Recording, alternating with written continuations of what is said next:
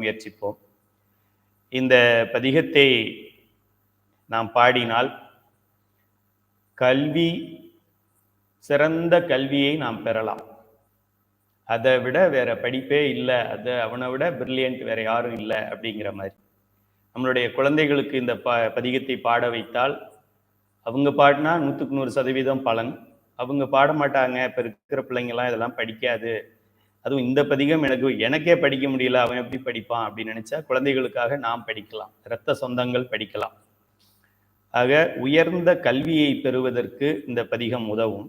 அது மட்டுமல்ல, உயர்ந்த செல்வத்தை பெறுவதற்கும் இந்த பதிகம் உதவும். அது மட்டுமல்ல, அதிகப்படியான வீரத்தை பெறுவதற்கு. வீரம்னா சண்டை போடுறது மட்டும் இல்லை, சோகமா இல்லாம இருக்கிறதே வீரம்தான். கோழையா இல்லாம பயந்து பயந்து சாகாம இருக்கிறதே ஒரு வீரம்தான்.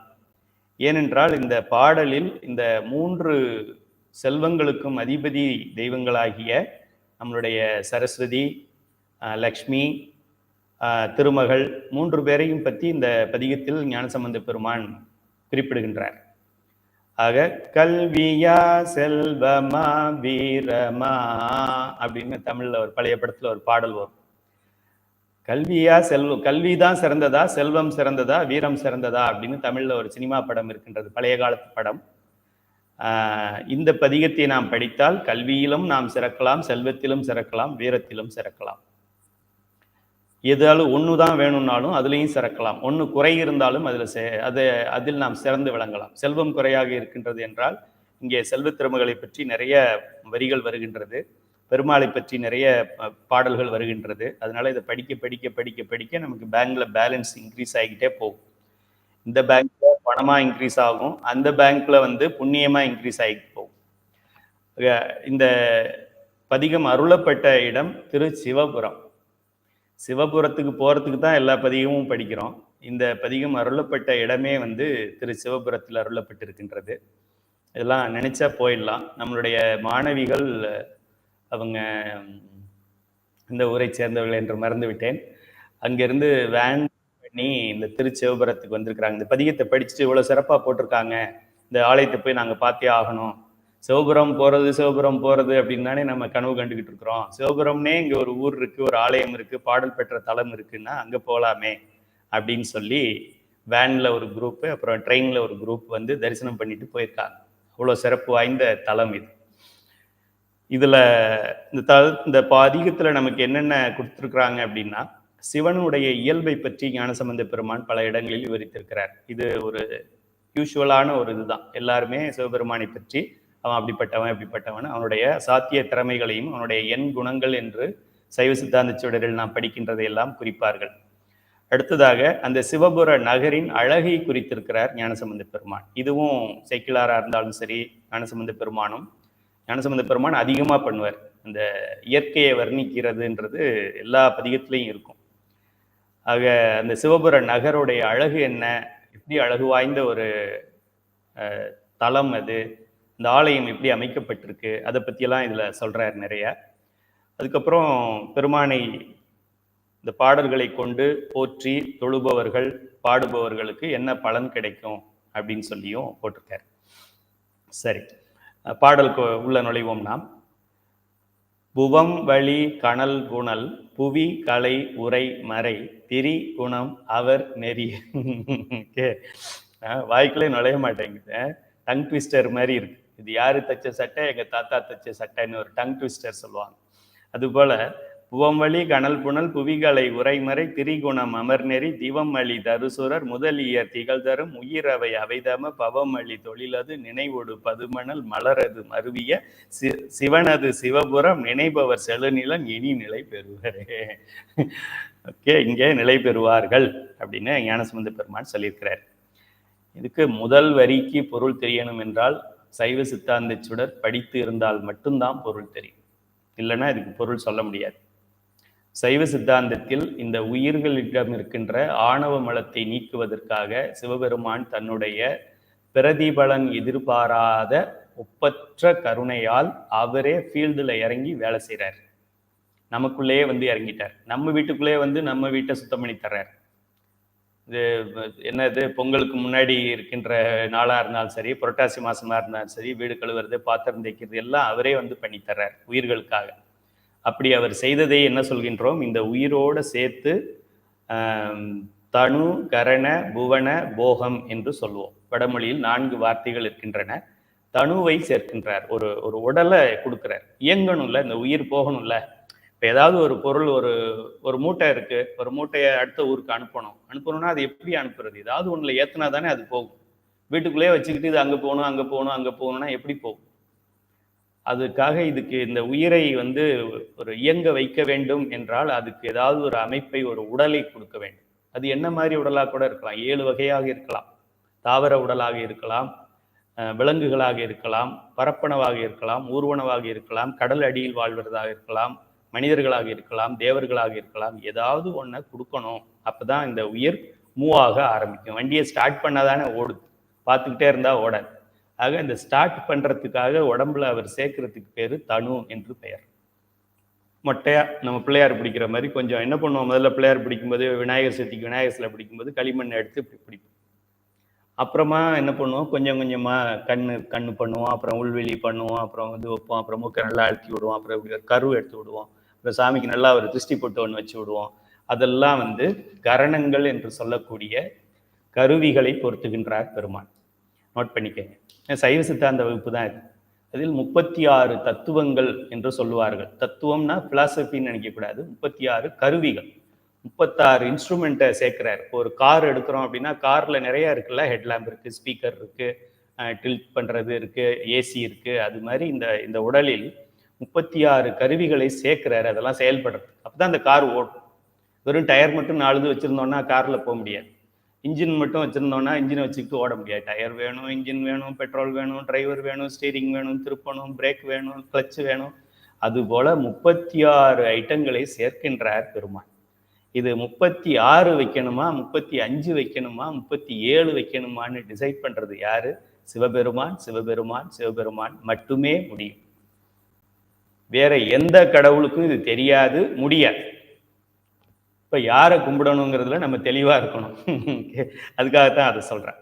அப்படி அவர் சேர்க்கின்ற 36 தத்துவங்களில் அவரே இறங்கி வந்து சேர்க்கிறார். அதான் வீட்டுக்குள்ளே வந்து சுத்தம் பண்ணி தரேன்னு சொல்லிட்டார்ல, அதனால மேலே உட்காந்துருந்தா நம்ம வீடு சுத்தமாகும்.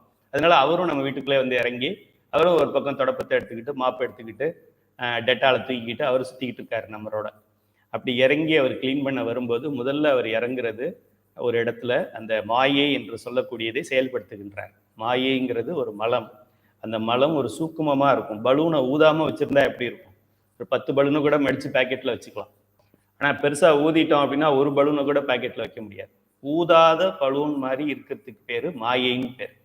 அதில் காற்றை ஊதுனோம் அப்படின்னா விதவிதமாக அது வரும். ஹார்ட் மாதிரி வரும், அப்புறம் ஒரு பொம்மை மாதிரி வரும், ஒரு ஒரு நம்ம எப்படி அந்த பலூனை அமைச்சிருக்கிறோமோ அப்படி ஷேப் அதில் வெளியில் வரும். ரவுண்டாக வரும், சொரக்காய் மாதிரி வரும், ஆப்பிள் மாதிரி வரும். அதுபோல பெருமான் என்ன பண்றாரு, இந்த மாயையை இந்த உயிர்களுக்காக செயல்படுத்துறார். செயல்படும் போது சூரியன் வருது, சந்திரன் வருது, அண்டங்கள் வருது, கண்ணு வருது, காது வருது, உயிரெல்லாம் நடக்க ஆரம்பிக்குது, சில உயிர்கள் பேச ஆரம்பிக்குது, சில உயிர்கள் சாப்பிட்டுக்கிட்டே இருக்கு. அது போல பண்றதுக்கு பேரு கரணம் என்று சொல்வார்கள். கரணம் என்றால் கருவிகள். இந்த அமைப்பை உண்டாக்குவதற்கு மாயையில் ஒரு பகுதியான சுத்த மாயையில் சிவ தத்துவங்களாகிய நாதம், விந்து, மகேஸ்வரம், சாதாக்கியம், சுத்தவித்தை என்று 5 தத்துவங்களை உருவாக்குகின்றார். அதுக்கப்புறம் இந்த பக்கம் நம்ம ஊருக்காக, மக்கள் வாழ்க்கைக்காக என்ன பண்றாரு, வித்யா தத்துவங்கள் என்று சொல்லக்கூடிய அந்த மாயையிலேயே இன்னொரு பகுதியை எடுத்து மாயை, அப்புறம் காலம், நியதி, கலை, வித்தை, அராகம், புருடன் அப்படிங்கிறத பண்றாரு. அது பண்ண பின்னாடி அப்புறமா ஆன்ம தத்துவங்கள் என்று சொல்லக்கூடிய 24 தத்துவங்களை படைக்கின்றார். அந்த தத்துவங்கள்ல கடைசியில இருக்கிற தத்துவம் தான் இங்க முதல் வரியில இருக்கு. 31 தத்துவம் முடிச்சுட்டு அதுக்கப்புறம் இருக்கிற 32, 33, 34, 35 தத்துவங்கள் தான் இங்க இருக்கு. என்ன இருக்கு? ஐம்பூதங்கள் என்று சொல்லக்கூடிய ஐம்பூதங்கள் தான் முதல் வரி. புவம் என்று சொன்னால் அது ஆகாயத்தை குறிக்கின்றது. ஆகாயம்னாலே நமக்கு சிதம்பரம் ஞாபகம் வரும், சிதம்பர ரகசியம் ஞாபகம் வரும். அதான் ஆகாய தலம். பஞ்சபூதங்களில் ஆகாயத்தின் தலம் தில்லை என்று சொல்லக்கூடிய இப்போதைய சிதம்பரம். அடுத்தது வளி. வளி என்றால் எந்த லீங்கிறத பார்த்துக்கங்க, நடுவலி. வளி என்பது காற்றை குறிக்கும். காற்றுனா காத்து, ஏர். அதுக்கு இந்த பஞ்சபூத தலங்களில் ஆந்திராவில் இருக்கின்ற காளஹஸ்தி, கண்ணப்பர் முக்தி பெற்ற இடம் அது. காளஹஸ்தி என்று பெயர். திருப்பதி போனாக்க திருப்பதியிலிருந்து பக்கம், சென்னை வந்தாலும் பக்கம். அங்கே காற்று தலம் என்று சொல்வார்கள். அந்த வழியாக அடுத்தது கனல் என்று சொல்லக்கூடியது தீ, நெருப்பு. நெருப்பாக திருவண்ணாமலை, இந்த மலையே நெருப்பு உருகி ஊத்துனது தான், உருகி உறைஞ்சது தான். ஒரு கேண்டில் மெழுகுவர்த்தி ஏற்றுனா அது எப்படி உருகின பின்னாடி அப்படியே வெடிஞ்சு நிற்கிதோ, அப்படி அந்த தீ பிளம்பாக நின்ற சிவபெருமான் அடங்கி நின்றது தான் அந்த திருவண்ணாமலை. அண்ணாமலை என்றால் அண்ணா பெரிய மலைன்னு கிடையாது, நெருங்க முடியாத மலைன்னு அர்த்தம். அண்ணான்னா நெருங்க முடியாதன்னு அர்த்தம். அந்த கனல் என்பது தீ, புனல் என்பது நீரை குறிக்கும். பஞ்சபூதங்களில் ஒன்றாகிய நீர். நீருக்கு நமக்கு தலம் வந்து திருச்சிக்கு பக்கத்தில் இருக்கிற திருவானைக்காவல் ஜம்புலிங்கேஸ்வரர். அங்கே சிவலிங்கம் இருக்கின்ற அந்த கருவறையில் எப்போதும் தண்ணி ஊற்று எடுக்கிற மாதிரி தண்ணி வந்துக்கிட்டே இருக்கும். வெயில் காலத்தில் கூட வரும். காவிரி ஆற்றுல தண்ணி இருக்கோ இல்லையோ, ஜம்புலிங்கேஸ்வரருக்கு கீழே தண்ணி வந்துக்கிட்டே இருக்கும். அதை போய் பார்க்கணும், அங்கெல்லாம் நீங்கள் பார்க்கணும். அங்கே ஒரு சிலந்தியும் யானையும் போட்டி போட்டுக்கிட்டு சிவபெருமானுக்கு சர்வீஸ் பண்ணி முக்தி அடைஞ்ச தலம் அது. அங்கே புனல் என்பது நீரை குறிக்கும். புவி என்பது புவனம் சொல்லக்கூடிய இந்த புவி மண்ணை குறிக்கின்றது, நிலத்தை குறிக்கின்றது. ஆக ஆகாயம், காற்று, தீ, மண். இதுக்குள்ள இதெல்லாம் அருளாளர்களுக்கும் நமக்கும் இதான் வித்தியாசம். இப்போ வேற யாராவது சினிமாவுக்கு பாட்டு எழுதுறவன் எழுதுனான்னா அவன் வேற மாதிரி எழுதுவான், போட்டு சொதப்பி எழுதுவான். இதை எழுதும் போதே அருளாளர்கள் என்ன பண்ணியிருக்காங்கன்னா முதல்ல ஆகாயத்தை சொல்றாங்க. நம்மளும் அப்படிதான் சொல்லணும். ஆகாயம், ஆகாயம்தான் முதல்ல இருந்தது. அந்த ஆகாயத்திலிருந்து காற்று வருது, அதுக்கு அடுத்த பூதமாக. ஆகாயமும் காற்றும் சேர்ந்ததுனால தீ வருது. ஆகாயம், காற்று, தீ இது மூணு சேர்ந்ததுனால நீர் உண்டாகுது. ஆகாயம், காற்று, தீ, நீர் இது மூணு சேர்ந்ததுனால புவி வருது. ஸோ இதுதான் முதல்ல இருந்தது. இது குட்டி போட்டது இது, இது குட்டி போட்டது இது, இது குட்டி போட்டது இது, இதோட குட்டி. இப்போ இதுக்கு இதோட தன்மைகள் எல்லாமே இருக்கும்.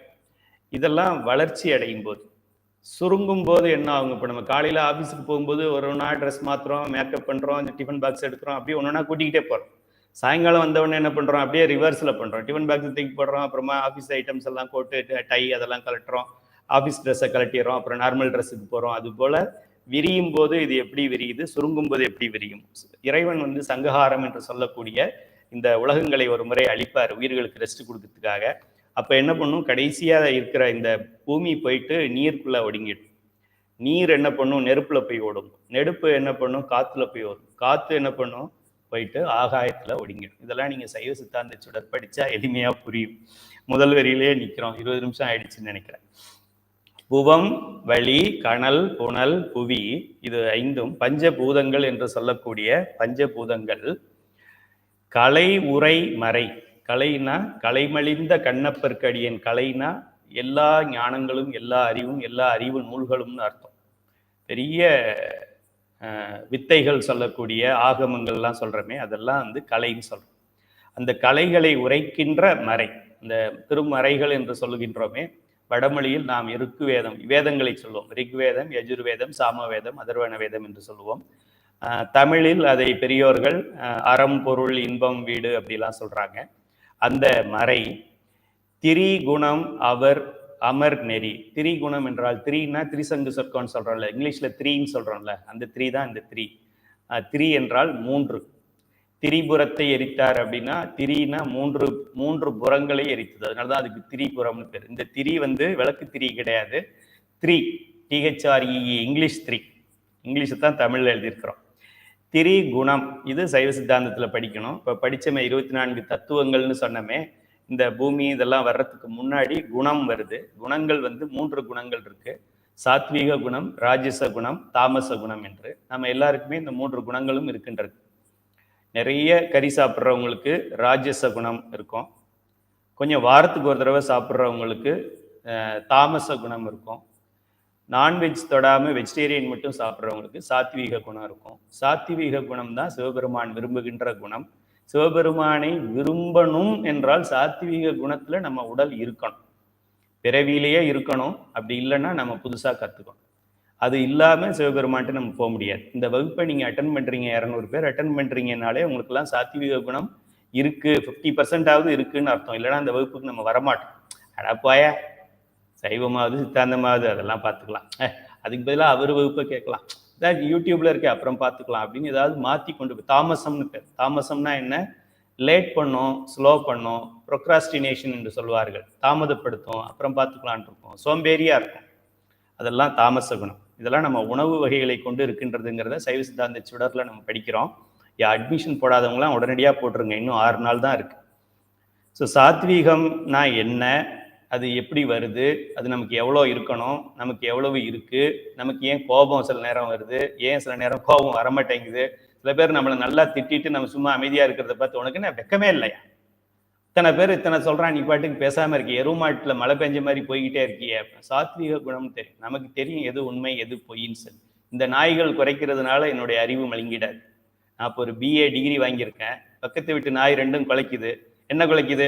உன் டிகிரி வேஸ்ட், உன் டிகிரி வேஸ்ட், உன் டிகிரி வேஸ்ட், உன் டிகிரி வேஸ்ட்ன்னு சொல்லுது. சொல்லிட்டு போகுது. இந்த நாய் சொல்றதுனாலயா என் டிகிரி குறைஞ்சிட போகுது? அதுபோல எது நாய் எது உண்மை என்று நமக்கு தெரிந்துவிடும். சைவ சித்தாந்தத்துல 10 பாடம் படிச்சாலே போதும், 2 மணி நேரம் கிளாஸ் அட்டன் பண்ணா போதும். ஆக இந்த 3 குணம், இதுவும் அவர்தான். அமர் நெறி, விரும்பத்தக்க மார்க்கங்கள் என்று சொல்லக்கூடிய இறைவனை அடைவதற்கு எந்தெந்த வழியில் நாம் செல்ல வேண்டும், அதுவும் சைவ சித்தாந்தத்துல தான் நம்ம படிக்க முடியும். 4 பெருமக்களினுடைய மார்க்கங்கள், அவங்க 4 பேரும் நமக்கு வாழ்ந்து காமிச்சிருக்காங்க. சில படங்கள்ல 3 கேரக்டர் 4 கேரக்டர்ல ஒரே ஆள் வருவார். தசாவதாரத்துல கமலஹாசன், திரிசூலத்துல சிவாஜி கணேசன், அதுல எல்லாம் அப்படி வருவாங்க. அதுபோல இந்த நெறிகள் நமக்கு இருக்கின்றது. சரியை நெறி, கிரியை நெறி, யோக நெறி, ஞான நெறி. இந்த சரியை நெறினா என்ன? சரியை என்றால் இறைவன் அதோ அங்க இருக்கிறான், கோவில்ல இருக்காரு, கோபுரத்துல இருக்காரு, இறைவனுக்கு நம்ம வேலை செய்யணும் அப்படின்னு சொல்லி இறைவனை வெளியில் வைத்து வணங்கி ஆரம்ப நிலையில் இருக்கின்ற விளக்கு ஏற்றுதல், உழவார பணி செய்தல், தோட்டங்களை பராமரித்தல், இறைவனுக்கு பூச்சூடுதல், பூக்கட்டுதல், இதெல்லாம் சரியை நெறியின் பேர். இதை நமக்கு வாழ்ந்து காட்டியவர் அப்பர் பெருமான் என்று அழைக்கப்படுகின்ற திருநாவுக்கரசர். சரியை நெறி. அதுக்கு அடுத்ததாக கிரியை நெறி, இதை விட ஹையர் ஸ்டாண்டர்டு. அந்த ஸ்டாண்டர்டு இப்போ இதெல்லாம் பிரைமரி ஸ்கூல் அப்படின்னா அது ஹை ஸ்கூல். பிரைமரி ஸ்கூல்லே படிச்சுட்டு நான் அப்படியே சொர்க்கத்துக்கு போறேன்லாம் அப்படிலாம் போக முடியாது. ஹை ஸ்கூல் படிக்கணும். இது இவ்வளவு நாள் தெரியலைன்னா இனிமேல் தெரிஞ்சுக்க. நடுவில் கொஞ்சம் பேர் குழப்பிட்டாங்க. இந்த மார்க்கத்திலேயே போகலாம். அப்பர் பெருமான் இருந்ததுக்கு பேரு தாச மார்க்கம் என்று பெயர். சிவனோட நம்ம எப்படிலாம் உறவுல இருக்கலாம், சிவபெருமான் எஜமான், நான் அடிமை, அப்படி ஒரு உறவு முறையை நம்ம வளர்த்துக்கலாம். நமக்கே சில நேரங்கள்ல அப்படிதான் இருக்கும். பெருமானே என்னை காப்பாத்து, நீ என்ன சொல்றியோ நான் செய்யறேன் சாமி, இன்னைக்கு என்ன வேலை சொல்லு, இன்னைக்கு என்ன இந்த சைவ சித்தாந்த சுடர் அனுப்பணுமா, சரி அனுப்புறேன். வேற என்ன பஞ்சபுராணத்துக்கு ஏதாவது பண்ண நோட்டீஸ் அடிக்கணுமா, அடிச்சு கொடுக்குறேன். நீ என்ன கட்டளை எடுக்கிறியோ அதை நான் செய்து முடிக்கிறேன் அப்படிங்கிறது. தாசன் என்றால் அடிமை, ஃபாலோயர், சிஷ்யன் என்று பெயர். அந்த முறையில் நமக்கு வாழ்ந்து காட்டியவர் அப்பர் சுவாமிகள். எப்போதுமே சாமி சொல்லுங்க நான் பண்ணிடுறேன் அப்படின்னு நிற்கக்கூடியது. அடுத்ததாக தாச மார்க்கத்துக்கு அடுத்தது சத்புத்திர மார்க்கம், புத்திர மார்க்கம். இறைவனை தாயின் தந்தையுமாக நாம் நினைத்து நம்ம அவனுடைய பிள்ளைகளாக நாம் அவனை பாவித்து, அப்பா காப்பாத்துப்பா, நீ தான் எனக்கு சோறு போடணும், நீ தான் எனக்கு பால் கொடுக்கணும், நீ தான் எனக்கு வழிகாட்டணும், அப்பா ப்ளீஸ் கொஞ்சம் ஹெல்ப் பண்ணுங்கப்பா, செலவுக்கு பணம் கொடுங்கப்பா, எங்கேயாவது பீச்சுக்கு கூப்பிட்டு போங்கப்பா அப்படின்னு சொல்லி எப்படி குழந்தைகள் நம்ம குழந்தைகள் நம்மக்கிட்ட கெஞ்சி கெஞ்சி ஒரு சாதுரியமாக பேசி அவங்க வேண்டியதை அடைஞ்சிக்கிறாங்களோ, நல்ல மூடு பார்த்து சொல்லுவாங்க. நம்ம சிரிப்பாக இருக்கும்போது அப்படியே இந்த புது மொபைல் ஒன்று வந்திருக்குப்பா அப்படின்னு சொல்லுவாங்க.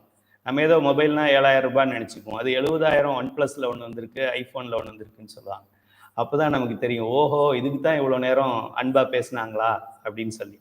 அதுபோல் பக்குவம் பார்த்து அப்பா கிட்ட சொல்லி வேண்டியதை சாதித்து கொண்டு செய்கின்ற இந்த புத்திரன் என்று சொல்லக்கூடியது. இறைவன் தாய் தந்தை, நான் குழந்தை, அப்படியே நமக்கு வாழ்ந்து காமிக்கிறதுக்காகவே இந்த ஞான சம்பந்தரை உருவாக்கி அவருக்கு அழுக வச்சு, அவருக்கு பால் கொடுத்து, அவரை பாட வச்சு இந்த பாட்டையும் கொடுத்துட்டு போயிருக்காங்க நமக்கு உணர்த்துறதுக்காக. அடுத்ததாக நமக்கு இருக்கின்றது யோக மார்க்கம் என்று சொல்லக்கூடியது. ஒன்றோடு ஒன்று இணைந்தது, சமம் என்று சொல்லக்கூடிய, தராசுல வச்சா 2 நிற்கும். அது தோழமை மார்க்கம், சக மார்க்கம், சகஜமா சக மார்க்கம், ஃப்ரெண்ட்ஷிப்பா இருக்கிறது. அது யாரு? நால்வர்ல சுந்தரமூர்த்தி சுவாமி. அப்படின்னு ஒரு மார்க்கத்தில் நீ என்னை அடையலாம்னு நமக்கு காமிக்கிறதுக்காக ஒரு கேரக்டரை உருவாக்கி அவருக்கு ஒரு கதையை உருவாக்கி அவர் சும்மா அங்கே ஆளாள சுந்தரரா பெருமானுக்கு பக்கத்தில் இருந்து திருநீர் கொடுத்துக்கிட்டு இருந்தவரை, இங்கே வா சுந்தரா, நீயே அந்த 2 பொண்ணுங்களை பார்த்த நீ? சாமி நான் பார்க்கவே இல்லை. நீ பார்த்த, நான் அதை நான் பார்த்தேன். போ கீழே போ. திருவாரூரில் ஒரு பொண்ணு இருக்குது, திருவெற்றியூரில் ஒரு பொண்ணு இருக்குது, கல்யாணம் பண்ணிட்டு கொஞ்ச நாள் இருந்துட்டு அனுபவிச்சுட்டு, சாமி இதெல்லாம் போதும் எனக்கு, என்னை நீங்கள் தான் காப்பாற்றணும், இப்போவே நான் ஒத்துக்கலை, நீங்கள் மேலே சொல்கிற கம்ப்ளைண்ட்டை நான் ஒத்துக்கலை, இருந்தாலும் நீங்கள் பெரியவருங்கிறதுனால நான் ஏற்றுக்கிறேன், நான் போகிறேன், ஆனால் ரொம்ப ட்ராக் மாதிரி போகும்போது என்னை நீங்கள் தான் காப்பாற்றணும், அதுக்கு சத்தியம் பண்ணி கொடுங்க. இப்போ நீங்கள் சொல்கிறத நான் கேட்குறேன், இப்போ நான் சொல்கிறத நீங்கள் கேளுங்க, நான் கெட்டு போகும்போது என்னை காப்பாற்றணும், காப்பாற்றுறீங்களா அப்படின்னு கேட்டு சத்தியம் வாங்கிட்டு வந்தார். அதனால தான் திருவெண்ணைநல்லூரில் ஓலையை காமிச்சு காப்பாற்றினார். இல்லைன்னா சுந்தரமூர்த்தி சுவாமிகளுக்கு ஒரு 2 குழந்தைய பிறந்து, அப்புறம் அந்த 2 பிள்ளைங்களுக்கும் கல்யாணம் பண்ணி, அப்புறம் அது 2 குழந்தை பெற்று, அப்புறம் பேரனும் பேத்தியையும் பார்த்து அவங்க கூட இவர் கொஞ்ச நாள் விளையாண்டுட்டு அப்படியே 10ஓட 11 செத்து போயிருப்பார். திருத்தொண்ட தொகையை நமக்கு அருளி இருக்க மாட்டார். அதனால பெருமான் தடுத்து ஆட்கொண்டார் திருவெண்ணைநல்லூரில். அது சக மார்க்கம் என்று சொல்லுவது. அப்படி எங்க நகரவே மாட்டேங்குது பாடம், 2 வரியிலேயே சைவ சித்தாந்தத்திலே நிற்குது. அதுக்கு அடுத்ததாக மாணிக்க வாசகர். மாணிக்க வாசகர் என்ன சொன்னாரு, நான் நீ அடிமையும் கொஞ்சம் சொல்லியிருக்கு, இதெல்லாம் சேர்ந்தது தானே அது. இப்போ நம்ம எம்ஏ படிக்கிறோம் அப்படின்னா, ஹைஸ்கூல் படிச்சிருக்கோம், ஹையர் செகண்டரி ஸ்கூல் படிச்சிருக்கோம், பிஏ படிச்சிருக்கிறோம், எம்ஏ படிச்சிருக்கிறோம், இப்படி தான் போயிருக்கிறோம். நம்ம எம்ஏ நம்ம படிக்கிறோம் அப்படின்னா இதெல்லாம் படிக்கலைன்னு அர்த்தம் கிடையாது. ஆனால் ஹைஸ்கூலில் இருக்கிறவனுக்கு எம்ஏ தெரியாது, எம்ஏல இருக்கிறவனுக்கு ஹைஸ்கூல் தெரியும். அதுபோல் ஞான மார்க்கத்தில் நாம் இருக்கும்போது இந்த சரியை கிரியை யோகங்களை எல்லாம் தாண்டி தான் நாம் போயிருப்போம்.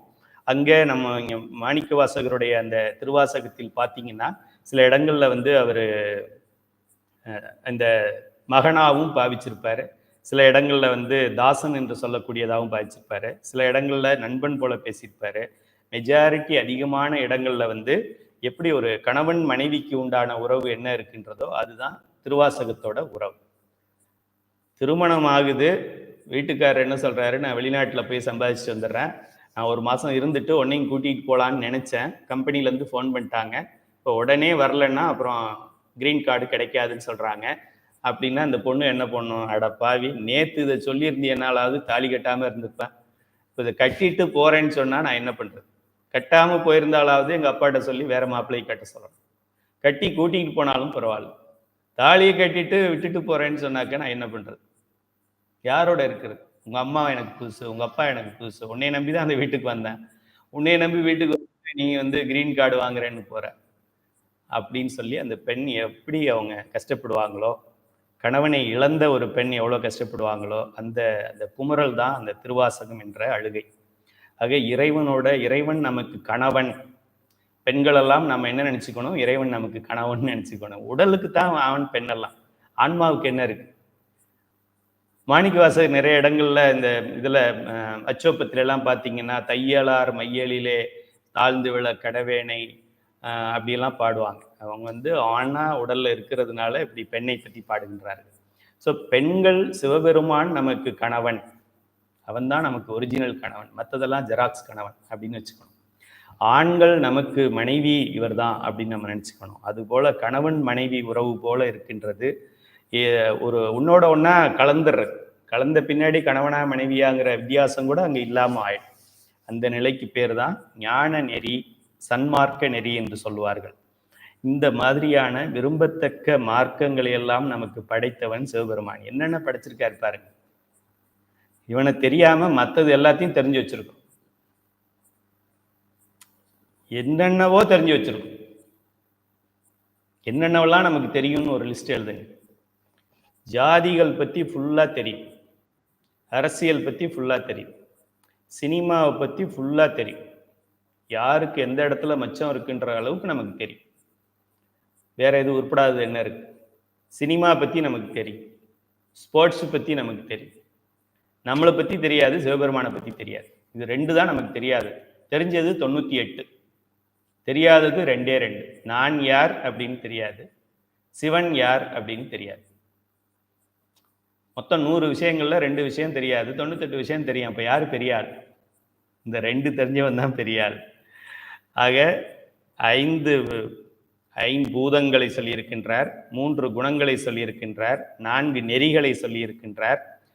திவம் மலிதரு சுரர் முதலியர் திகழும். அதாவது தேவர்கள்ல இருந்து ஆரம்பிச்சு தேவர்கள் வரை எல்லா உயிர்களும் உயிர் அவை அவை தம பவம் மழி தொழில் அது நினைவோடு பதுமணல். அதாவது ஜீவராசிகள் என்று சொல்கிறோமே, பிறப்புகள், அது சைவ சித்தாந்தம் படிச்சுதான் தெரியும். இந்த புத்தகத்துல ஐயா ஒரு குறிப்பு கொடுத்துருக்குறாங்க முன்னாடி. பிறப்பு அப்படின்னா ஒரு 4 வகையாத்தான் பிறக்க முடியும். அது என்ன? முட்டையிலிருந்து வரலாம், ஒரு தாயின் கருவிலிருந்து வரலாம், இல்லைன்னா ஒரு விதையிலிருந்து அந்த செடியிலிருந்து அப்படியே வரலாம், அப்படி இல்லைன்னா வேர்வை, அழுக்கு, கிருமிகள் அதுல இருந்து வரலாம். இந்த 4 வழியில தான் ஒரு உயிர் இந்த உலகத்துக்குள்ள வர முடியும், உடல் எடுத்து வர முடியும். நான் ஒரு ஆளுன்னு சொல்லும்போது உடலைத்தான் நாம் சொல்லுங்க. இந்த 4 தவிர வேற எதுலையும் வராது. வேற ஏதாவது சயின்ஸ் புக்ல போட்டிருந்தா எனக்கு வாட்ஸ்அப் பண்ணு. இந்த சயின்ஸ்னு ஒரு 100 வருஷம் 1000 வருஷம் ஆனாலும் இதை தவிர வேற எதையும் சொல்ல முடியாது. ஏன்னா சைவ சித்தாந்தத்துல சொல்லப்படாததை சயின்ஸ் சொல்லவே முடியாது. சைவ சித்தாந்தத்துல சொல்லப்பட்டதையும் திருமுறைகளில் சொல்லப்பட்டதையும் மாணிக்கவாசக அண்ட பிறவியின் உண்டை பிறக்கம், எத்தனை அண்டம் இருக்கு, அதுல எல்லாம் எப்படி இருக்கு, அளப்பெரும் தன்மை வளப்பெரும் காட்சி ஒன்றனுக்கு ஒன்று நின்றலில் பகர 101 கோடியின் மேற்பட விரிந்தன. ஜேம்ஸ் வெப் டெலஸ்கோப்னு பேரு, JWTS, 70,000 crore 70,000 கோடி வச்சு ஒரு டெலஸ்கோப் பண்ணியிருக்கிறாங்க. என்ன பார்க்கும் அது? 240 அண்டங்களை பார்த்துருமா? அது மாணிக்க வாசகர் பார்த்துருக்காரு, எல்லா அருளாளர்களும் பார்த்துருக்கிறாங்க. ஆக இந்த சைவ சித்தாந்தத்தை புரிந்து கொள்வதற்குத்தான் சயின்ஸ் ரொம்ப தலைகீழா நிற்கிறது. நம்ம சைவ சித்தாந்தத்தை நேரடியாகவே தெரிஞ்சுக்கிறோம். ISROவில் போய் தான் தெரிஞ்சுக்கணும், நாசாவில் போய் தான் தெரிஞ்சுக்கணும், கெமிஸ்ட்ரி படிச்சுதான் தெரிஞ்சுக்கணும்னு கிடையாது. திருமுறைகளை படித்தாலே உலகத்தில் இருக்கிற பெரிய சயின்டிஸ்டை விட பெரிய சயின்டிஸ்ட் நம்ம. ஆக இந்த உயிர்கள் 4 வகை தோற்றங்களாகும், 7 வகை, அந்த வகைப்படுத்தணும்னா 7 வகை பிறப்புகளாகவும் இருக்கும். அதில் ரொம்ப தாழ்மையானது, கம்மியானது தாவரம். ஓரறிவு தான் இருக்கு, அதுக்கு 6 அறிவெல்லாம் கிடையாது. ஓரறிவு இருக்கின்ற தாவரத்திலேருந்து ஆரம்பித்து 6 அறிவு இருக்கின்ற மனிதர்கள் வரைக்கும், 5 அறிவு மிருகங்கள், 6 அறிவு மனிதன், 7 அறிவு தேவர்கள் வரைக்கும் இருக்கின்ற அத்தனை பேருக்கும் என்ன பண்றாரு? மலி தொழில் அது நினைவோடு பதுமணல் மலர் அது மருவிய. மலர்ல இருக்கக்கூடிய பெருமான் யாரு? பிரம்மன். பிரம்மன் மூலமாக பிரம்மனை கொண்டு தொழில் படைத்தல் தொழிலை செய்கின்ற சிவபெருமான் இங்கே சிவபுரத்தில் இருக்கின்றார். இது சைவ சித்தாந்தத்தோட அடிப்படையில் நம்ம படிக்கிறது. சிவபெருமான் 5 தொழில் செய்கின்றார் அப்படின்னு படிப்போம். இதெல்லாம் பாடத்திலே நம்ம படிச்சிடலாம். நம்ம சைவ சித்தாந்த சுடர் மாதிரி யார் வேணாலும் பட்டம் வாங்கலாம், என்னை தவிர நீங்க யார் வேணாலும் வாங்கிக்கலாம். அவ்வளோ எளிமையான பாடம். இறைவன் உயிர்களுக்காக 5 தொழில் செய்கின்றார். 5 தொழில் என்ன செய்கின்றார்? படைத்தல் செய்கின்றார், காத்தல் செய்கின்றார், ஒடுக்குதல் அல்லது மறைத்தல் செய்கின்றார். அதுக்கப்புறமா அதுக்கு ஒடுக்குதல் செய்கின்றார், மறைத்தல் செய்கின்றார், அருள் செய்கின்றார். அந்த 5 தொழிலையும் சிவபெருமான் உயிர்களுக்காக செய்கின்றார். உயிர்களுக்காக அவர் செய்கின்றார்னா என்ன அர்த்தம்? அதுக்கு ஒரு ஆளை வச்சு செய்வார். இப்போ வந்து நம்மளுடைய பிரதம மந்திரி வீட்டுக்கு வீடு கேஸ் கனெக்ஷன் கொடுத்தார் அப்படின்னா அவரா வந்து நம்ம வீட்டில் கொடுத்தார்? அது எதுக்கு ஆள் இருக்கே போய் பண்றா அப்படின்னா அவன் ஓடி போய் பண்ணுவான். அது மாதிரி இப்போ நம்மளுடைய முதல் மந்திரி இந்த திட்டத்தெல்லாம் அறிமுகப்படுத்துறாரு அப்படின்னா, இப்போ காலை உணவை அறிமுகப்படுத்துறாருன்னா அவரா வந்து காலையில சமைக்கிறார், அவரா பரிமாறுறார்? அதுக்கெல்லாம் ஆள் வச்சிருக்கிறாரு. சும்மா பேப்பர்ல கையெழுத்து போட்டு ஜிஓ போட்டாருன்னா போறோம், அவன் ஓடி போய் செய்யும். அதுபோல என்ன பண்றாரு? இந்த படைத்தல் தொழிலை செய்வதற்காக பிரம்மனை வைத்து பிரம்மன் மூலமாக பெருமானை செய்யணும். பிரம்மன் அவனா செஞ்சிட முடியாது. காலை உணவு திட்டத்தில் இருக்கிற ஆயாமா, நான் ஊருக்கெல்லாம் சேர்த்து போடுறேன், பிள்ளைங்களுக்கு மட்டும் இல்லை கிராமத்துக்கே போடுறேன்னு சொன்னா என்ன பண்ணுவாங்க? தூக்கி வெளில போட்டுருவாங்க. சொன்னதை செய்யணும். எத்தனை பிள்ளைங்க அட்டண்டன்ஸ்ல இருக்கிறோ அத்தனை பிள்ளைங்களுக்கு ஒரு பிள்ளைக்கு 100 கிராம் அரிசி, 7 கிராம் நெய், 3 கிராம் ஆயில், 8 கிராம் பருப்பு மொத்தமாக கணக்கு போட்டு வீட்டுக்கு எடுத்துட்டு போயிடுவாங்கன்னு வச்சுக்கோங்க.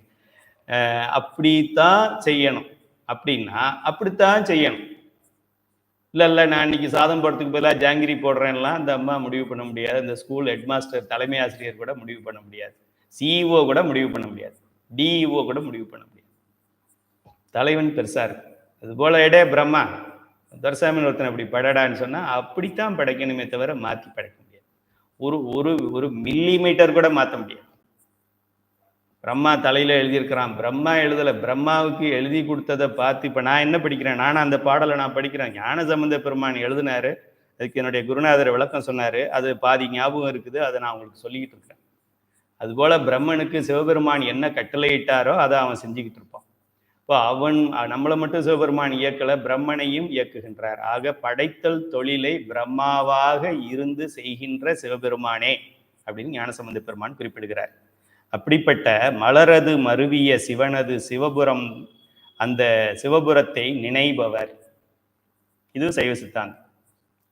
நினைக்கிறோம். நம்ம எப்படி வினைகளை ஈட்டுவோம்? மூன்று வழியில வினைகளை சம்பாதிப்போம்.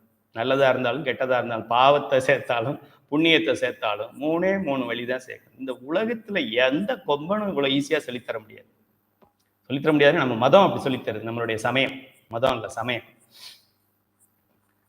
மனதால பாவ புண்ணியத்தை சேர்க்கலாம். நல்லதை நினைச்சா புண்ணியத்தை சேர்க்கலாம், கெட்டதை நினைச்சா பாவத்தை சேர்க்கலாம். இந்த பஞ்சபுராணம் 50,000 ஐயா காலையில் பொழுது விடிஞ்சா பஞ்சபுராணம் பாடுறாரு, நைட்டு பஞ்சபுராணம் பாடுறாரு. இவ்வளோ நாள் அவர் தான் பாடிக்கிட்டு இருந்தார், இப்போ எல்லாரையும் பாடணும்னு வேற சொல்கிறாரு. இந்த மனுஷன் தூங்குவானா தூங்க மாட்டானான்னு தெரிய மாட்டேங்குது. 11 மணிக்கும் ஏதோ செய்தி போடுறாரு, காலையில் போடுறாரு. இது ஏதோ இந்த குரூப் பஞ்சபுராண குரூப் தான் நினைச்சா திடீர்னு சைவ சித்தாந்தம் போடுறாரு, திடீர்னு திருமுறை போடுறாரு, திடீர்னு அன்னதானம் போடுறாரு. இது ஒருத்தர் தான் பண்ணுறாரா இல்லை இங்கே ஒரு கவர்மெண்ட்டே இருக்குதா அப்படிலாம் நமக்கு அப்பப்போ சந்தேகம் வந்துக்கிட்டு இருக்கு. இப்படி இந்த சிவபுரத்தை நினைத்தாலே, அதாவது மனதாலேயே ஓகே ஐயா இவ்வளோ கஷ்டப்படுறாங்க, நம்மளால முடிஞ்சதை நம்ம செய்வோம், நம்ம ஒரு 4 பேர்கிட்ட பஞ்சபுராணம் ஜெராக்ஸை கொடுத்து இதை படிச்சுக்கோங்க, வீட்டில் பார்த்து கூட படிங்க, பாராயணமாக படிக்க தெரியும்னா சொல்லுங்க, உங்களுக்கு நான் சர்டிஃபிகேட் வாங்கி தரேன்னு சொல்லுவோமே, இதில் என்ன குறைஞ்சி போயிட போகிறோம் அப்படின்னு மனதால நினைத்தாலே புண்ணியம், கோடிக்கணக்கான புண்ணியம் சேர்ந்துடும். 100 பிறவி கட்டாயிடும். இன்னும் நாயா பிறக்க வேண்டியது, கல்தியா பிறக்க வேண்டியது, எறும்பா பிறக்க வேண்டியது, ஈயா பிறக்க வேண்டியதெல்லாம் டக்குன்னு அப்படியே இது பண்ணி ஷார்ட் பண்ணிடுவார். இதையும் கட் பண்ணி ஒன்றா வச்சு தைக்கிற மாதிரி சாமி என்ன பண்ணிவிடுவார், இன்னொரு 100 பிறவி இருக்க வேண்டியதை அதை ஷார்ட் பண்ணி ஃபாஸ்ட் ட்ராக்கில் கொண்டு வந்துடுவார் நம்மளை.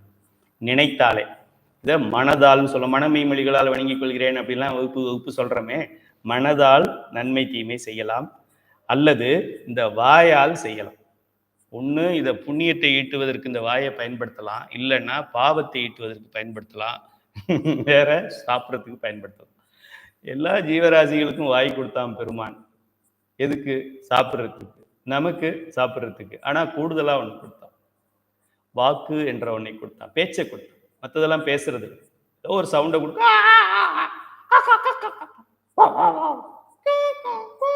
இப்படிதான் பண்ண முடியுமே தவிர உங்களையும் என்ன மாதிரி வார்த்தைகளை கோத்து பேச முடியாது. அதை நமக்கு கொடுத்தான். எதுக்கு கொடுத்தான்? இதை படிக்கிறதுக்கு கொடுத்தான். நம்ம இதை படிக்கிறோமா? இதை விட்டுட்டு இப்போ ஏதோ துணை முதலமைச்சர் பற்றி பேசிக்கிறாங்களே, அதெல்லாம் நடக்குமா? அடே அது நடந்தா என்ன, நடக்கல நான் இந்த பாட்டுக்கு என்ன பொருள்னு தெரியல, 4 வரி தான் ஓடி இருக்கு, 40 நிமிஷம் ஆயிடுச்சு. எவன் எக்கேடு கேட்டா உனக்கு என்ன? உனக்காக ஒரு 5 நிமிஷத்தை செலவு பண்றதுக்கு எவன் தயாராக இருக்கின்றானோ அவனுக்கு 5 நாள் நீ செலவு பண்ணு. உனக்காக ஒரு 5 நிமிஷத்தை கூட அவன் செலவு பண்ண மாட்டான் அப்படின்னா அந்த நாய்க்காக நீ ஏன் வாழ்க்கையை வீணாக்குற? எல்லாரும் திருமுறை படி. அந்த ஸ்போர்ட்ஸ் IPL பார்க்குறேன், இந்த சவுத் ஆப்பிரிக்கா சீரீஸ் பார்க்குறேன், இதை பார்க்குறேன், அதை பார்க்குறேன், கோலோ பார்க்குறேன், பேலோ பார்க்குறேன், ஜல்லிக்கட்டு பார்க்குறேன். எவன் ஒன்னே பார்க்குறான்? சிவபெருமான் மட்டும்தான் பார்க்குறேன். சினிமாவில் முதல்ல எந்த நடிகன் உன் வீட்டில் வந்து தோட்டத்தை சரி பண்ணி தரான்?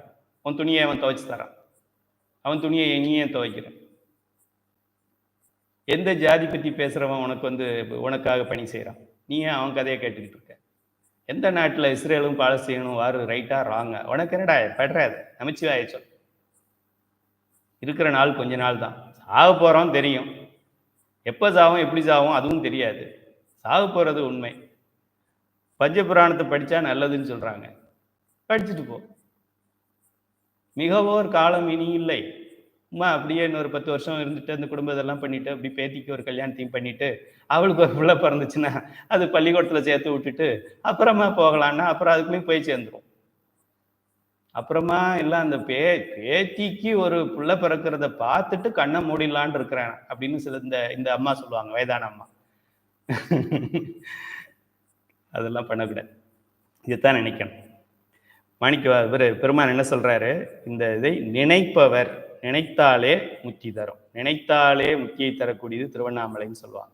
ஆக மனதால் நினைக்கலாம், வாயால் பேசினாலும் நல்லதையும் சம்பாதிக்கலாம், கெட்டதையும் சம்பாதிக்கலாம். அடுத்ததாக இந்த செயல் கருவிகள் என்று சொல்லக்கூடிய, அதுவும் 36 தத்துவங்கள்ல வருது. கர்மேந்திரியங்கள் அல்லது கண்மேந்திரியங்கள் அல்லது செயல் கருவிகள் என்று சொல்லக்கூடிய கால், கை, வாய், எருவாய், கருவாய் என்று சொல்லக்கூடிய கருவிகளை கொண்டு பாவத்தையும் சேர்க்கலாம், புண்ணியத்தையும் சேர்க்கலாம். இதை தவிர இந்த 3 முறைகளை தவிர வேற எதுலையும் சேர்க்க முடியாது. இப்படி எந்த சயின்டிஸ்டாவது சொல்ல முடியுமா? யாராவது ஒரு சயின்டிஸ்ட் வந்து எல்லாம் நாங்கள் பார்த்துட்டோம், இனிமேல் ஒன்றும் இல்லைன்னு சொல்லுங்க பார்க்கலாம். கடல்ல ஆழத்தை பார்த்துட்டோன்னு யாரையாவது சொல்லுங்க. மேலே ஆகாயத்தை பார்த்துட்டோன்னு சொல்லுங்க. நிலாவை பார்த்துட்டோன்னு சொல்லுங்க. சூரியனை பார்த்துட்டோன்னு சொல்லுங்க. என்னடா பார்த்த? ஒண்ணுமே பார்க்காம அதை வச்சுக்கிட்டு கடவுளை அளக்குறதுன்னா எப்படி அளக்குறது? ஏன்னா வெறுங்கையை முளம் போடுற மாதிரி. இந்த கையை வச்சுக்கிட்டு அரபிக்கடல் எவ்வளவு நீளம் இருக்குன்னு இப்படி அளந்துக்கிட்டே போனேன்னா எப்போ நான் கண்டுபிடிக்கிறது? அளந்து பார்த்துட்டு இது 7 அடி தான் வருது, 7 முளம் தான் வருது. பூவா அளக்குற அடி, கடலை அளக்குற. கடலை அளக்கிறதுக்கு இந்த முளத்தை போட்டு அளக்க முடியாது. ஆனால் இந்த சயின்ஸை வச்சுக்கிட்டு சைவ சித்தாந்தத்தையும் இந்த உலகத்தையும் அளக்க முடியாது. அப்படிங்கும்போது சிவபெருமான் எப்படி அளக்குறது? சயின்டிஃபிக்கலா எனக்கு சொல்லுங்க அப்படின்னு சொன்னான்னா அவன்கிட்ட பேசி நேரத்தை வீணாக்காது. சயின்ஸை வச்சு சைவ சித்தாந்தத்தை விளக்க சயின்ஸால முடியாது, நம்மளால முடியும். சித்தாந்தம் விளக்கும் சயின்ஸை, சயின்ஸ் சித்தாந்தத்தை விளக்க முடியாது. வளரல, அறிவு கம்மியா இருக்கு. இப்படிப்பட்ட இந்த சிவபுரத்தை நினைபவர் செழு நிலன் இனி நிலை பெறுவரே. அருமையான ஒரு வாழ்வு, வளமான வாழ்க்கையை இந்த உலகத்திலேயே பெறுவார். அண்டர்லைன் பண்ணிக்கோங்க. என்னடா சிவனை பத்தி பேசினா எப்ப பார்த்தாலும் மறுபிறவி வேண்டான்னு. நமக்கு இப்போ அவசியமா தேவை, கொஞ்சம் பணம் தேவைப்படுது, கடன் வாங்கி வீடை கட்டியிருக்கிறோம், வட்டி கட்ட முடிய மாட்டேங்குது, பிள்ளைக்கு கல்யாணம் ஆகணும், ஒரு நல்ல வேலை கிடைக்கணும், படிச்சுட்டு சும்மா இருக்கிறான், எல்லாம் டெம்பரரி வேலையா இருக்கு, அதுக்கு ஏதாவது பதிகம் இருக்கான்னு பார்த்தாக்க ஐயா எப்போ பார்த்தாலும் நீங்க செத்த உடனே சொர்க்கத்துக்கு போகலாம், இது தினந்தோறும் செத்து பழச்சிக்கிட்டு இருக்கோம் கடன்காரன்னு நினைச்சு, அதுக்கு ஏதாவது சொல்யூஷன் இருக்கா? அப்படிலாம் நம்ம கவலைப்படுறோமே. என்ன சொல்றாரு மாணிக்கவாசக பெருமான்? செழுநிலன் இனி நிலை பெறுவரே. இது வரைக்கும் படிக்காம இருந்த, பஞ்சபுராணம் 3 வேளை பாடாம இருந்த, இப்பதெல்லாம் பாடிப்பார், உனக்கு தெரியும். வளமையான இந்த உலகத்தில் நிலை பெற்று வாழ்வார்கள், இதுவே சிவலோகமாக இருக்கும் அவங்களுக்கு அப்படின்னு சொல்றாரு. நான் சொல்லல, திருஞான சம்பந்த பெருமான் சொல்றாரு. அப்படி முதல் பாடல். ஸோ இதுல நம்ம படிக்கிறது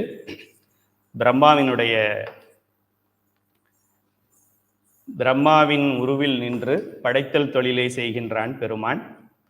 இதுல இருக்கிறது எல்லாமே சைவ சித்தாந்தம் தான். 5 வகையான பூதங்களை பற்றி சொல்லியிருக்கிறாங்க, 3 வகையான குணங்களை பற்றி சொல்லியிருக்கிறாங்க, 7 வகையான பிறவிகளை பற்றி சொல்லியிருக்கிறாங்க, 5 தொழில்கள் செய்கின்றான் சிவபெருமான் என்று சொல்லியிருக்கின்றார்கள். அதுக்கப்புறம் மனம், மெய், மொழி, மொத்த சைவ சித்தாந்த சிலபஸ் ஃபுல்லா இதுக்குள்ளேயே இருக்கு. சைவ சித்தாந்த சுடர் மாணவர்கள் யாராவது இதுல கமெண்ட்ஸ் போடுங்க. இது தவிர வேற ஏதாவது சைவ சித்தாந்தத்துல இருக்கா? கிடையாது. அது எல்லாமே இந்த ஒரு பாடல்ல இருக்கு. சரி, இந்த பாடலை பாடுகின்றவர் எதை வேண்டுமானாலும் படைக்கலாம். வீட்டை படைக்கலாம், தொழிலை படைக்கலாம், புது பிஸ்னஸை படைக்கலாம், புது சமையல்ல ஒரு புது வெரைட்டியை படைக்கலாம்.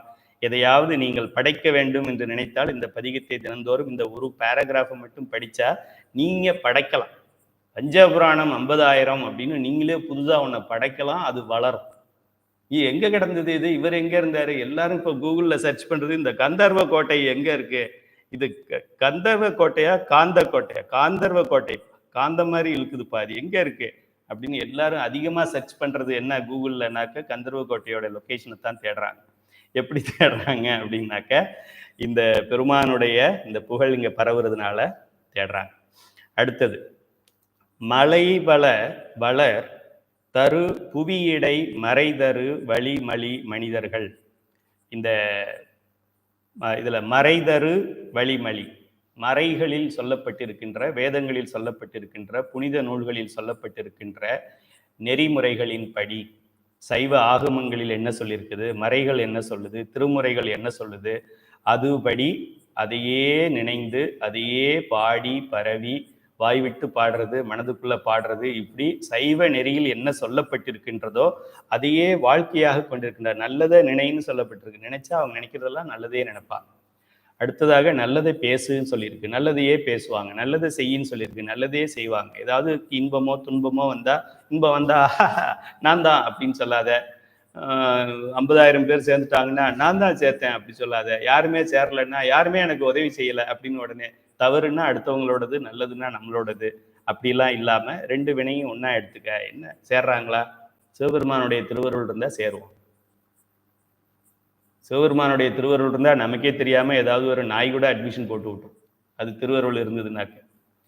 திருவருள் இல்லை என்றால் நீங்க இவர் பெரிய மூத்த சிவனடியார் 7 உருத்திராக்கம் போட்டிருக்கீங்கன்னு அவர்கிட்ட போவீங்க, பஞ்சபுராணம் பாடுங்கன்னு சொல்லி அவர் ஏதாவது ஆகாத கதையை சொல்லி உங்களை வெக்ஸ் ஆகி திருப்பி அனுப்பிடுவார். சிவகாமி அம்மாவுக்கு தெரியும். அதெல்லாம் என்ன பஞ்சபுராணம், இதெல்லாம் சொல்லி மக்களை கெடுக்காதீங்க. அது என்ன பஞ்சபுராணம், 5 புராணம்னு சொல்லுங்க அப்படிங்கிறார். சரிங்க சார். முதல் அம்பு விடுவார். 5 புராணம்னு சொல்லுங்க, தமிழ்ல சொல்லுங்க. இறைவன் தமிழ் தானே பாட சொன்னார். அது என்ன பஞ்சபுராணம் சொல்றீங்க? நான் பஞ்சாமிர்தம் சாப்பிட்டீங்களா? பஞ்சாமிர்தம் இருந்தா கொடுங்க சொல்லுவார். 5ஆமிர்தம் 5 கொடுங்க சொல்ல மாட்டார். அது மட்டும் பஞ்சாமிர்தம், பஞ்சபாண்டவர், பஞ்சகவியம் அதெல்லாம் சொல்லுவார். பஞ்சபுராணத்துக்கு ஏன் பஞ்சபுராணம்னு சொல்றீங்க? இப்படி ஒருத்தர் எதிர்ப்பு சொல்லுவார். இதெல்லாம் யாரு? கருப்பு சட்டை போட்டவன் இல்லை, நம்ம பெரிய ஞானின்னு நினைச்சுக்கிட்டு இருக்கிறோமே அவங்கள தான் முதல் அம்பு. இன்னொருத்தர் என்ன சொல்லுவாரு, அது என்ன 5 மட்டும், 12ஐயும் பாடணும்னு சொல்லுங்க அப்படி சொல்லுவார். முதல்ல 12வது படிக்க சொல்லுங்க, அப்புறமா 5ஆவதுக்கு வரலாம் அப்படி சொல்லுவாங்க. 5ஆவது படிச்சதான் 12ஆவதுக்கு போக முடியும். கடைக்கு போனீங்கன்னா பேக்கரிக்கு அங்கே எங்கே போனால் கொஞ்சம் ஒரு பீஸ் அள்ளி போடுவாங்க, கொஞ்சம் கையில் கொடுப்பாங்க, மிக்சராக கொஞ்சம் எடுத்து கொடுப்பாங்க, அல்வாவாக கொஞ்சம் கட் பண்ணி கொடுப்பாங்க. அது எதுக்கு? இதை சாப்பிட்டு பார்த்துட்டு இன்னொரு 1/2 கிலோ 1 கிலோ வாங்குவோங்கிறதுக்கு தான். 1 கிலோ அவர்கிட்ட கொடுத்துட்டு அப்புறமா 10 கிராமுக்கு அவர்கிட்ட விற்கிறதுக்காக கொடுப்பாங்க. அப்படி சொல்லுவாங்க சில பேர். 12 திருமுறையும் பாடணும், அதுதான் வழக்கம். என்ன அதில் போய் பஞ்சம் செழிப்பா 12 பாடணும்னு சொல்லுங்க, இந்த பஞ்சபுராணம்னு சொல்லிக்கிட்டு என்கிட்ட வராதிங்க அப்படி சொல்லுவார். இது ஒன்று. இந்த 6 கோடி மயா சக்திகள் சொல்றமே அதுல எப்படி இப்போ 2 சொல்லியிருக்கேன். இன்னொருத்தர் என்ன சொல்லுவாரு, சர்டிபிகேட் என்ன சர்டிஃபிகேட், நீங்க என்ன எங்களுக்கு சர்டிபிகேட் தர்றது? உன் சர்டிபிகேட் யாருக்கு வேணும்? சர்டிபிகேட்டுக்கு பாடுறது நான் கிடையாது, நானும் பெருமானும் ஒண்ணு. இவர் வார்த்தைக்கு வார்த்தை நான் நான் நான் நான் நான் நான் நான் சொல்றாலே இவர் சிவனடியார் இல்லை என்றார். முத்தாத சிவனடியார்னு அர்த்தம், அரை குடம் அப்படின்னு அர்த்தம். நானும் சிவபெருமானும் நான் சிவபெருமானுக்கிட்ட நான் பாடுவேன், அவரும் நானும் பேசிக்கிற பேச்சு அது, அதனால உங்க சர்டிஃபிகேட்டுக்கு நான் பாட மாட்டேன்னு சொல்லுவார். இந்த எதிர்ப்பெல்லாம் நமக்கு எங்கேருந்து வந்திருக்கு? கருப்பு சட்டை போட்டவன்ட்டு இல்லை, அவன் ஒரே ஒரு வார்த்தை சொல்லுவான், கடவுள் இல்லைன்னு சொல்லிட்டு பேசாமல் போயிடும். அது பரவாயில்ல போல் இருக்கு நமக்கு. அதுக்கு மேலே பஞ்சபுராணத்தை நம்ம எடுத்து சொன்னா என்ன சொல்லுவாங்க, இவ்வளோ தூரம் நீங்கள் இதை ரொம்ப ப்ரெஸ் பண்ணுறீங்களே, உங்களுக்கு இதில் ஏதாவது கமிஷன் கிடைக்குதா? இந்த கைலை அறக்கட்டளையிலிருந்து ஒரு ஆளை சேர்த்து விட்டா 100 ரூபான்னு ஏதாவது ஸ்கீம் போட்டிருக்காங்களா? இவ்வளோ ஆர்வம் எடுத்து நீங்கள் பண்ணுறதை பார்த்தா எனக்கு அதில் சந்தேகம் வருது, ஏதோ உங்களுக்கு வருதுன்னு நினைக்கிறேன் அப்படின்னு நினைப்பாங்க. இப்படி இந்த உலகத்தில் இல்லாமல் இப்படிப்பட்டவர்களுடன் இணையாமல் தவ நெறியிலும் அக ஒழுக்கத்தை ஃபாலோ பண்ணி புற ஒழுக்கத்தை ஃபாலோ பண்ணி திருமுறைகளில் சொல்லப்பட்டிருக்கின்ற முறைப்படி வாழுகின்ற மனிதர்கள் நிலைமலி சுரர் முதல் உலகுகள் நிலை பெறு வகை நினைவோடு மிகும் அலைகடல் நடு அரிதுயில். இதுல முன்னாடி பேசினது பிரம்மாவை பத்தி சொன்னாரு. இங்க யாரு? அலைகடல், கடல்ல இருக்கின்ற, கடலில் துயில் எழுகின்றவன் யாரு? பிரம்மா, சாரி விஷ்ணு. அவர் தானே என்ன சொல்றது, கடலுக்கு அதிபதி அவர். அலைகடல் நடுவு, பெரிய கடல், திருப்பார் கடல்ல நடுவுல அரி துயில் அமர் அரி, பேரே போட்டார். அரின்னா இவர் திருமால். இந்த திருப்பார்கடலில் யோக நித்திரையில் இருக்கின்ற, யோகத்தில் ஆழ்ந்திருக்கின்ற, அங்கிருந்து யோகத்துல பெருமானை வேண்டிக் கொண்டே இருக்கின்ற, என்ன வேண்டிக்கிட்டே இருப்பாரு, இந்த வேலை எனக்கு வேண்டாம் சாமி, வேற ஏதாவது ப்ரமோஷன் போடுங்க, நான் ஏதாவது அங்கே போய் இந்த சிவனடியார்களோட சேர்ந்து அடியார்கள் திருக்கூட்டத்தில் என்னை ஒரு ஆளாக சேர்த்து வைங்க, இந்த திருமால் தொழில் எனக்கு இனிமே வேண்டாம், கூடிய சீக்கிரம் என்னை இதுல இருந்து எடுத்துருங்கன்னு சொல்லி வேண்டுவார் அவர். அப்படிப்பட்ட காத்தல் தொழிலை செய்கின்ற திருமால், சிலைமலி மதில் சிவபுரம் நினைப்பவர் திருமகளோடு திகழ்வரே. திருமகளை கொண்டு வந்துட்டார். பெருமாள் இருக்கிறதுனால திருமகள் மகாலட்சுமியும் கூட இருக்காங்க. இந்த பாடலை நாம் பாட பாட பாட பாட செல்வம் மிகும். ஏனென்றால் இங்கே செல்வத்தை கொடுக்கக்கூடிய மகாலட்சுமி, செல்வத்தை கொடுக்கக்கூடிய பெருமாள் திருமால், அவர்களுக்கெல்லாம் செல்வத்தை கொடுக்கக்கூடியவர்லாம் யாருன்னு நமக்கு தெரியும். இருந்தாலும் நேரடியாக இப்போ ரேஷனில் அரிசி எங்கே போடுறாங்கன்னா ரேஷன் கடையில் போடுறாங்கன்னு சொல்லுவோம். ரேஷன் கடையிலே போடுறாங்க, அது கவர்மெண்ட்லேருந்து போடுறாங்க. நமக்கு இங்கே ரேஷன் கடையிலேருந்து கொடுக்கறதுனால நம்ம ரேஷன் கடையை சொல்கிறோம். அதுபோல் நமக்கு கொடுக்க வேண்டிய செல்வத்தை திருமால் மூலமாக கொடுப்பதால் நமக்கு திருமால் கொடுக்குறாருன்னு நம்ம நினச்சிக்கிறோம். நான் உங்களுக்கு மணி ஆர்டர் அனுப்புகிறேன், உங்கள் ஊர் போஸ்ட்மேன் வந்து உங்கள் வீட்டில் கொடுக்குறாரு, நீங்கள் என்ன நினைப்பீங்க? போஸ்ட்மேன் கொண்டு வந்து எனக்கு கொடுத்தாருன்னு நினைப்பீங்க. அத்தோடவே வாழ்க்கையை ஓட்டிக்கிட்டு இருந்தா நம்மளை விட முட்டாள் வேற யாரும் இல்லை. போஸ்ட்மேன் அவராக கொடுப்பாரா? ஃப்ரம் அட்ரஸ்ன்னு ஒன்று போட்டிருக்கு, சென்டர் கொடுத்ததுனால இவர் வந்து கொடுத்தாரு. இந்த கொடுத்தது அவருடைய தொழில், அதுக்கு அவருக்கு தினசரி சம்பளம், மாத சம்பளம் உண்டு. சம்பளத்துக்கு கூலிக்கு வேலை செய்கிறார். அவர் பையிலேருந்து உங்களுக்கு ₹1 கூட கொடுக்கணும். ஆக ₹100 மணி ஆர்டர் வந்தாக்க அப்படியே அந்த போஸ்ட்மேன் காலில் விழுந்து கும்பிடக்கூடாது. உங்கள் ஃபோட்டோ ஒன்று கொடுங்க அப்படின்னு கேட்கக்கூடாது. அவரே சிரிப்பார். முட்டாப்ப நான் கொடுத்தேன்டா, கொடுக்க சொன்னது அவர் அப்படின்னு அவருக்குள்ளே சிரிச்சுக்குவார்.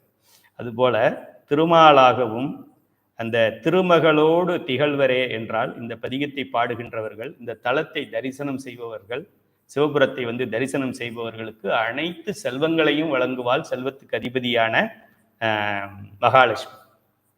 வேற என்ன வேணும் நமக்கு? தனம் தரும், கல்வி தரும், ஒரு நாளும் தளர்வெறியா மனம் தரும், தெய்வ வடிவம் தரும், நெஞ்சில் வஞ்சமில்லா இனம் தரும், நல்லன எல்லாம் தரும், அன்பர் என்பவர்க்கே கணம் தரும், பூங்குழலால் அபிராமி கடைக்கண்களே. கடைக்கண் சும்மா லைட்டா இதுல பார்த்தா போறோம், நேர்கண்ணெல்லாம் பார்த்தா நம்மளால தாங்க முடியாது. லைட்டா ஒரு நமக்கு இந்த பக்கம் பாருங்க சாமி அப்படிங்கிற மாதிரி கடைக்கண்ணவை பார்த்தாலே போரும் நமக்கு. ஆக இந்த பதிகத்திலும் இதை பாடுவதாலும் இதை உணர்வதாலும் முழு செல்வத்துக்கு அதிபதியாக நாம் ஆக முடியும். நாளைக்கு மகாலட்சுமிக்கு பணம் வேணும்னா கூட நம்ம கொடுக்கலாம், மகாலட்சுமியாகவே நம்ம ஆகலாம். மகாலட்சுமியும் ஒரு உயர்ந்த ஆன்மா தானே, வேற என்ன? ஸோ அப்படிப்பட்ட பதிகம், அப்படிப்பட்ட தலம் இந்த திருச்சிவபுரம் அப்படின்னு ஞானசம்பந்த பெருமான் சொல்றார். அடுத்தது பழுது இல்லாத, இல்லைன்னா இல்லாத, கடல்புடை தழுவிய, கடலால் சூழப்பட்ட அந்த நில உலகம். இந்த உலகம் சொல்றோம்ல, பூமியில என்ன சொல்றோம்? 3/2 பங்கு கடலால் சூழப்பட்டிருக்கிறது. ஒரு பகுதி தான் வந்து 1/3 தான் வந்து நிலப்பரப்பு, 2/3 வந்து கடல். அதானே நம்ம படிச்சிருக்கிறோம் சயின்ஸ்ல. அதெல்லாம் நீங்க சயின்ஸ்ல போய் படிக்க வேண்டாம், இங்கேயே போட்டிருக்கு. பழுதில கடல் புடை தழுவிய படி முதலிய, படினா பூமி, இந்த பூமி முதலிய உலகுகள் மலி. இத்தனை உலகுகள் இருக்குதா? சயின்ஸ்ல இது புரிஞ்சிக்க முடியாது. சயின்ஸ் இந்த உலகத்தையும் ஒழுங்கா புரிஞ்சுக்கல.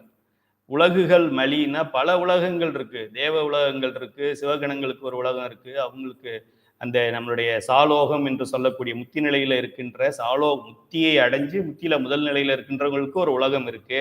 அதெல்லாம் எங்க இருக்கு? ஜேம்ஸ் வெப்ல பார்த்தா என்ன தெரியும்? ஜேம்ஸ் வெப் இன்னும் மில்கி வேயே பார்த்து முடிக்கல. மில்கி வே இருக்கு, பிளாக் ஹோல் இருக்கு, அதுக்கப்புறம் யூனிவர்ஸ் இருக்கு, இன்ஃபைனைட் யூனிவர்ஸ் இருக்கு, அதுக்கப்புறம் ஓம் சவுண்ட் இருக்கு, அதுக்கப்புறம் சிவபெருமான் இருக்காரு. எந்த சயின்ஸ் எப்போ போய் பார்க்க போகுது? நிச்சயமா நம்ம வாழ்நாளில் பார்க்காது. நம்மளாவது அடுத்த பதிகத்துக்கு போகலாம். பழுதில கடல்புடை தழுவிய படி முதலிய உலகுகள் மலி, குழுவிய சுரர் பிறர் மனிதர்கள் குளம் மலி. 7 வகை உயிரை பற்றி சொல்கின்றார். மலி தரும் உயிர் அவை முழுவதும் அழிவகை நினைவோடு முதல் உரு இயல்பரன் உரைபதி. இதுல வந்து படைத்தல் தொழிலை பற்றிய பிரம்மனை பற்றின பாடல் முதல் பாடல், பிரம்மனை குறிக்கின்றார். 2வது பாடல்ல காத்தல் தொழிலை செய்கின்ற பெருமாளை பற்றி கொடுக்கின்றார். அடுத்ததாக 3வதாக அழிக்கும் கடவுள் சிவன் என்று சொல்கின்றோமே. சைவ சித்தாந்த சுடர் படிச்சிருந்தீங்கன்னா நீங்க அழிக்கும் கடவுள் சிவனே சொல்ல மாட்டீங்க. படைத்தல், காத்தல், அழித்தல். ஓகே, சரி. படைத்தல் யாரு? பிரம்மா. அடுத்தது யாரு? விஷ்ணு. அடுத்தது சிவன். சிவன் யாரும் சொல்ல மாட்டோம் படைத்தல் தொழில் செய்ய. சைவ சித்தாந்த சுடர் ஒரு கிளாஸ் அட்டன் பண்ணா போறோம், நீங்க சிவன் சொல்ல மாட்டீங்க. படைத்தல் தொழிலை செய்பவர் ருத்திரன். அவரு பார்த்தா சிவன் மாதிரியே இருக்காரு, சிவன் மாதிரி இருக்கலாம், நீங்களும் ஆகலாம், நானும் ஆகலாம், நாளைக்கே ஆகலாம். திருமுறைகளை ஒழுங்கா படிச்ச என்னைக்கு நம்ம இறக்குறோமோ அதுக்கு அடுத்தது நம்ம ருத்திரன் ஆகலாம். இந்த உலகத்தில் இருக்கின்ற உயிர்கள் எப்போ இறக்கணுங்கிற அந்த தொழிலை ஒருத்தன் செய்வான் இல்லையா? கேட் மூடுவான்ல, பேங்குக்கு போனாக்க கேஷியர் இருக்காரு, மேனேஜர் இருக்காரு, சலான் போடுறவர் இருக்காரு, வாட்ச்மேன் இருக்காரு. அது போல ஒருத்தருக்கும் ஒரு தொழில் இருக்கு. அதுல உருத்திரன் என்பவர் இந்த உயிர்களை ஒரு நிலையிலிருந்து ஒடுக்கி அடுத்த நிலைக்கு ப்ரமோஷன் கொடுக்குறது. 5th படிச்சாச்சு இந்த வருஷம் அப்படின்னா ஆனுவல் எக்ஸாம் வைப்பாங்க, லீவ் விடுவாங்க, சம்மர் வெக்கேஷன் கொடுப்பாங்க, அடுத்து நெக்ஸ்ட் கிளாஸ்க்கு சேர்க்க சொல்லுவாங்க. இல்லை நீ அழிக்கவே கூடாது, 5வதுலேயே நான் அழிக்கக்கூடாது, 5வது அட்டண்டன்ஸ்லேயே என் பேர் இருக்கணும்னா அதுலேயே இருக்க வேண்டியது, 6வதுக்கு போக முடியாது. ஆக இது அழித்தல், சிவன் அழிக்கிற கடவுள், அவரை போய் ஏன் கும்பிடுற அப்படிங்கிறதெல்லாம் சைவ சித்தாந்தம் படிக்கலைன்னா அப்படி பேசிக்கிட்டு இருக்கோம். சைவ சித்தாந்தம் ஒரு வாரம் படிச்சுட்டோன்னா அதை பேச மாட்டோம். ஸோ உருத்திரன் இருப்பாரு. உருத்திரன் என்கின்ற ஒருவரின் மூலமாக இந்த உயிர்களை ஒரு நிலையிலிருந்து இன்னொரு நிலைக்கு மாற்றுகின்ற பணியை உருத்திரன் செய்யணும். உருத்திரன் மூலமா சிவன் செய்கிறார். உருத்திரன் தான் செய்வாரு. இனிமே உருத்திரனை கும்பிட போயிடக்கூடாது. உருத்திரன் மூலமா சிவன் செய்கிறார். கல்வித்துறை அமைச்சர்னு இருக்கிறாரு தமிழ்நாட்டுக்கு ஒருத்தர். அவர் ஏதோ ஸ்கீம் எல்லாம் சொல்றாரு. எப்படி சொல்றாரு? எப்படி சொல்றாரு? அவரா சொல்லுவார? பிடபிள்யூடி மினிஸ்டர் இருக்காரு, பொதுப்பணித்துறை மினிஸ்டர், அவரா ரோடு போட்டுருவார? யாரு அவரவர் போட முடியாது. மேல இருக்கிறவர் சொன்னதான் போட முடியும். அது போலதான் நமக்கு பார்க்கறதுக்கு ஒரு கல்வி அமைச்சர், நாளைக்கு அவர் கல்வியில இருந்து சாராய அமைச்சரா மாத்தினாக்க மாத்தலாம். யார் மாத்துறது? முதலமைச்சர் மாத்துவார். முதலமைச்சர் யாரு? சிவபெருமான். நமக்கு நீங்க தமிழ்நாட்டையே நினைச்சுக்கிட்டு இருக்காது. எல்லாருக்கும் முதலமைச்சர் சிவபெருமான். அவர் தான் முதல் அமைச்சர். அதனால அவர் எந்த தொழிலை வேணாலும் யார் மூலமா வேணாலும் பார்க்கலாம், ஆட்டலாம், ஒடுக்கலாம், எதை வேணாலும் பண்ணலாம். ஆக இந்த முத்தி நிலையில் சைவ சித்தாந்தத்தில் நாம் படிப்போம். முத்தி நிலையில் சாலோபம், சாரூபம், சாமீபம், சாயுச்சியம் என்று 4 நிலைகள் இருக்கின்றன. சாரூபம் என்றது சிவபெருமானுடைய உருவத்தை போலவே சில பேருக்கு என்னுடைய உருவத்தை நீ பயன்படுத்திக்கலாம் அப்படின்னு சொல்லுவார். இப்போ நான் அடுத்த ஒரு 15 நாளைக்கு அப்புறம் திருநெல்வேலி போக போகிறேன். என்னுடைய மாணவர்கள் கேட்குறாங்க, ஆசிரியர்கள் கேட்குறாங்க, ஐயா உங்கள் ப்ரோக்ராம் என்னன்னு சொல்லுங்கள், அதுக்கு தகுந்த மாதிரி நாங்கள் என்னோட ப்ரோக்ராம் என்னன்னு நீங்கள் தான் முடிவு பண்ணணும். கைலே ஐயா எங்களையே ப்ரோக்ராம் முடிவு பண்ண சொல்லிட்டாரு, நீங்கள் ஷெட்யூல் போட்டு நீங்கள் என்ன எங்கே சொல்கிறீங்களோ அதை நான் செய்கிறேன் அப்படின்னு சொல்லியாச்சு. கைலே ஐயா அந்த அளவுக்கு ஒரு ஆத்தரைசேஷன் ஒருத்தருக்கு கொடுக்குறாரு அப்படின்னா அந்த நிலையில் இருக்கின்றவர்களுக்கு அது கொடுப்பார். அதில் ஒரு கண்ட்ரோல்ஸ் வச்சு கொடுப்பார். சும்மா எல்லாத்தையும் கொடுத்துட மாட்டார். நான் செய்தான் நான் வருவேன், காலையில் வருவேன், சாயங்காலம் போயிடுவேன், மீதியெல்லாம் நீங்கள் பார்த்துக்கங்கன்னு சொல்லுவார். அதுபோல் இந்த உருத்திரனுக்கு இந்த அழிக்கும் தொழிலை செய்வதற்கு அவருக்கு சிவபெருமானுடைய உருவத்தை நாம் பெற்றுக்கொள்ளலாம்.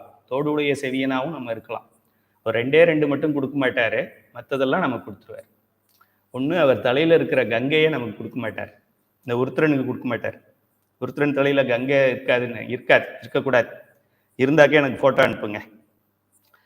அதுக்கு அடுத்ததாக அவர் கண்டத்தை கொடுக்க மாட்டார். திருநீல கண்டனாகிய கண்டத்தை கொடுக்க மாட்டார். உருத்திரனுக்கு அப்படி இருக்காது. அப்படி ஏதாவது படம் போட்டிருந்தாங்கன்னா தவறா போட்டிருக்காங்கன்னு அர்த்தம். சிவபெருமானை மட்டும்தான் எப்படி வரையணுமோ அப்படி வரையாம மாற்றி மாற்றி வரைஞ்சிக்கிட்டு இருக்காங்க.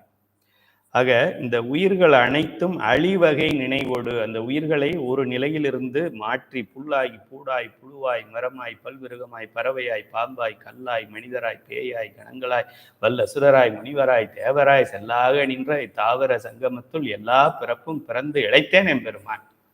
அவராவா பிறந்துக்கிட்டாரு. அதை பிறக்கிறதுக்கு ஒருத்தன் வைக்கணும், முடிக்கிறதுக்கு ஒருத்தன் இருக்கும். முடிச்சாதான் அடுத்து பிரம்மா கிட்ட கொண்டு போய் கொடுக்கலாம். இந்தாப்பா இதை வச்சு நீ வேற ஏதாவது பண்ணிக்க. இப்போ லேடிஸ்லாம் என்ன பண்ணுவாங்க, ஏதாவது ஒரு நகை போட்டிருப்பாங்க, தோடு போட்டிருப்பாங்க, முக்குத்தி போட்டிருப்பாங்க. அப்புறம் ஒரு 6 மாதம் ஆச்சுன்னா அதெல்லாம் கழட்டி கொண்டு போய் போட்டுட்டு புதுசாக வாங்கிக்கலாம். தங்கத்துக்கு தங்கம் அது 916 போட்டிருந்ததுன்னா அது தள்ளுபடி இல்லாமல் வாங்கிக்குவாங்க, சேதாரம் இல்லாமல் வாங்கிடலாம். அதுபோல் பழையதெல்லாம் தூக்கி போட்டு புதுசு வரணும்னா பழசை விட மாட்டேன்னா ஃபேஷன் இல்லாத நகையை போட்டுக்கிட்டு இருக்க வேண்டியதான். கல்யாணத்துக்கோ ஃபங்க்ஷனுக்கோ போட முடியாது. அதுபோல் உருத்திரன் என்ன பண்ணுவார், இந்த நகை அவன் போட்டிருக்கிறதெல்லாம் பழைய நகையாக இருக்குது, இப்போ ஃபேஷன் மாறிக்கிட்டு இருக்கு, டிசைன் புது டிசைன் வந்திருக்கு, இதெல்லாம் தூக்கி போட்டு வேறு டிசைனில் போட்டுக்கன்னு சொல்லுவார். இது தவறாது. போய் சிவன் அழிக்கிறான், சிவன் கொல்ற கடவுள், சாகுறவங்க தான் சிவன்கிட்ட போகணும் அப்படிலாம் சொல்லக்கூடாது. முதல் உருவு இயல்பரன் உரைபதி செழுமணி அணி சிவபுரம் தொழும் அவர், சிவபுர நகர் தொழும் அவர், புகழ் மிகும் உலகிலே. அண்டர்லைன்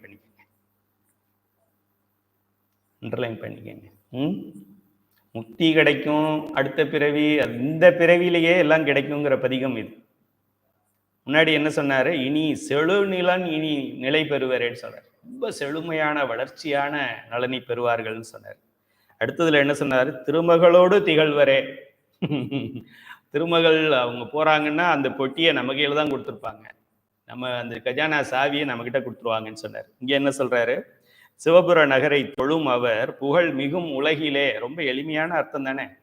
ஆசிரியர் அதை திருச்சி சொல்றாருன்னு நீங்க சந்தேகப்பட வேண்டாம். ஞானசம்பந்தர் தவறாவோ பொய்யாவோ சொல்ல மாட்டார், சொல்ல வேண்டிய அவசியம் அவருக்கு இல்லை. யான் சொல்ற வார்த்தைகள் எல்லாம் பெருமான் சொன்ன வார்த்தைன்னு அவரே சொல்லிட்டாரு. இப்போ அவர் என்ன சொல்றாரு, இந்த சிவபுர நகர் தொழும், ஈஸியான தமிழ் தானே, இந்த திருச்சிவபுரம் என்கின்ற இந்த தலத்தை தொழும் அவர், யாரெல்லாம் தொழுகிறார்களோ அவர்களுடைய புகழ் மிகும் உலகிலே. நாயன்மார்கள் போல பெருமான் அவர்களை இந்த உலகத்துக்கு அறிமுகப்படுத்துவார். இந்த ஊர் இது வரைக்கும் வெளியில தெரியாத ஊராக இருந்தாலும் இங்கே ஒரு ஆள், என்னுடைய ஆள் இருக்கான், அவன் இதை இவனால் இவன் முடிக்கும் என ஆய்ந்து அதனை அவன் கண் விடல். வள்ளுவர் சொல்லல, வள்ளுவரை அந்த வேலைக்கு வச்சவரே சொன்னது அது. அப்படிப்பட்ட புகழ் மிகும் உலகிலே இந்த பதிகத்தை பாடினாள். 4வது பாடல் போலாமா? அடுத்தது, நரை மலி தரும் அலரொடு முகை நகு மலர் புகை மிகு வளர் ஒளிய. சுவாமிக்கு அபிஷேகம் பண்றது, மாலை அணிவித்து பூக்கள்லாம் கோத்து அபிஷேகம் பண்ணி ஆராதானி பண்றதை சொல்றார். தூப தீபங்கள் காமிக்கிறத. புகை மிகு வளர் ஒளி, ஒளியேற்றுவதுலாம் தீபம் ஏற்றுவது. புகைன்னா நம்மளுடைய இந்த சாம்பிராணி, மற்ற இந்த குங்குளியம் அதெல்லாம் இருக்கு இல்லையா, அது ஒரு முறைகள் இருக்கு, அதெல்லாம் நம்ம பயன்படுத்துறது இல்லை. இப்போ எல்லாத்துலேயும் டூப்ளிகேட் வந்துருச்சு. திருநீரில் டூப்ளிகேட் இருக்கு, ஒரிஜினல் திருநீர் கிடையாது, கெமிக்கல் வந்துருச்சு. அந்த என்ன சொல்றது, சூடம் என்று சொல்லக்கூடிய அது டூப்ளிகேட் ஆயிடுச்சு. 5 ரூபாய்க்கு 10 வருது அப்படின்னா அதில் டூப்ளிகேட் இருக்கும். ஸோ அந்த தூபங்களில் குங்குளியம் என்று ஒன்று இருக்கின்றது, சித்தார்னு ஒன்று இருக்கிறது, நிறைய வகைகள் இருக்குது. அதெல்லாம் பெருமானுக்கு உகந்த வாசங்களை தரக்கூடியது. அந்த தூப தீபங்களை எல்லாம் காட்டி வழிபடுகின்றது. அப்படின்னா நம்ம 4 நிலை முன்னாடி சொன்னாரே, சரியை கிரியை யோகம் ஞானம், அந்த நிலையில் சரியையிலிருந்து சரியை நிலையை இது சொல்லுகிறது. அடுத்ததாக சரியையிலேருந்து கிரியைக்கு போகிற மாணவன், ஸ்கூல்லையும் இல்லை காலேஜ்லேயும் இல்லை, இன்டர்மீடியட் சொல்லுவாங்க, +1 +2 பியூன்னு சொல்லுவாங்க, pre university, PUC, pre university காலேஜில் இருக்கிற நிலை இது. இந்த நிலையில் இருக்கின்றவர்கள் கிரியை முறையை பின்பற்றுவார்கள்.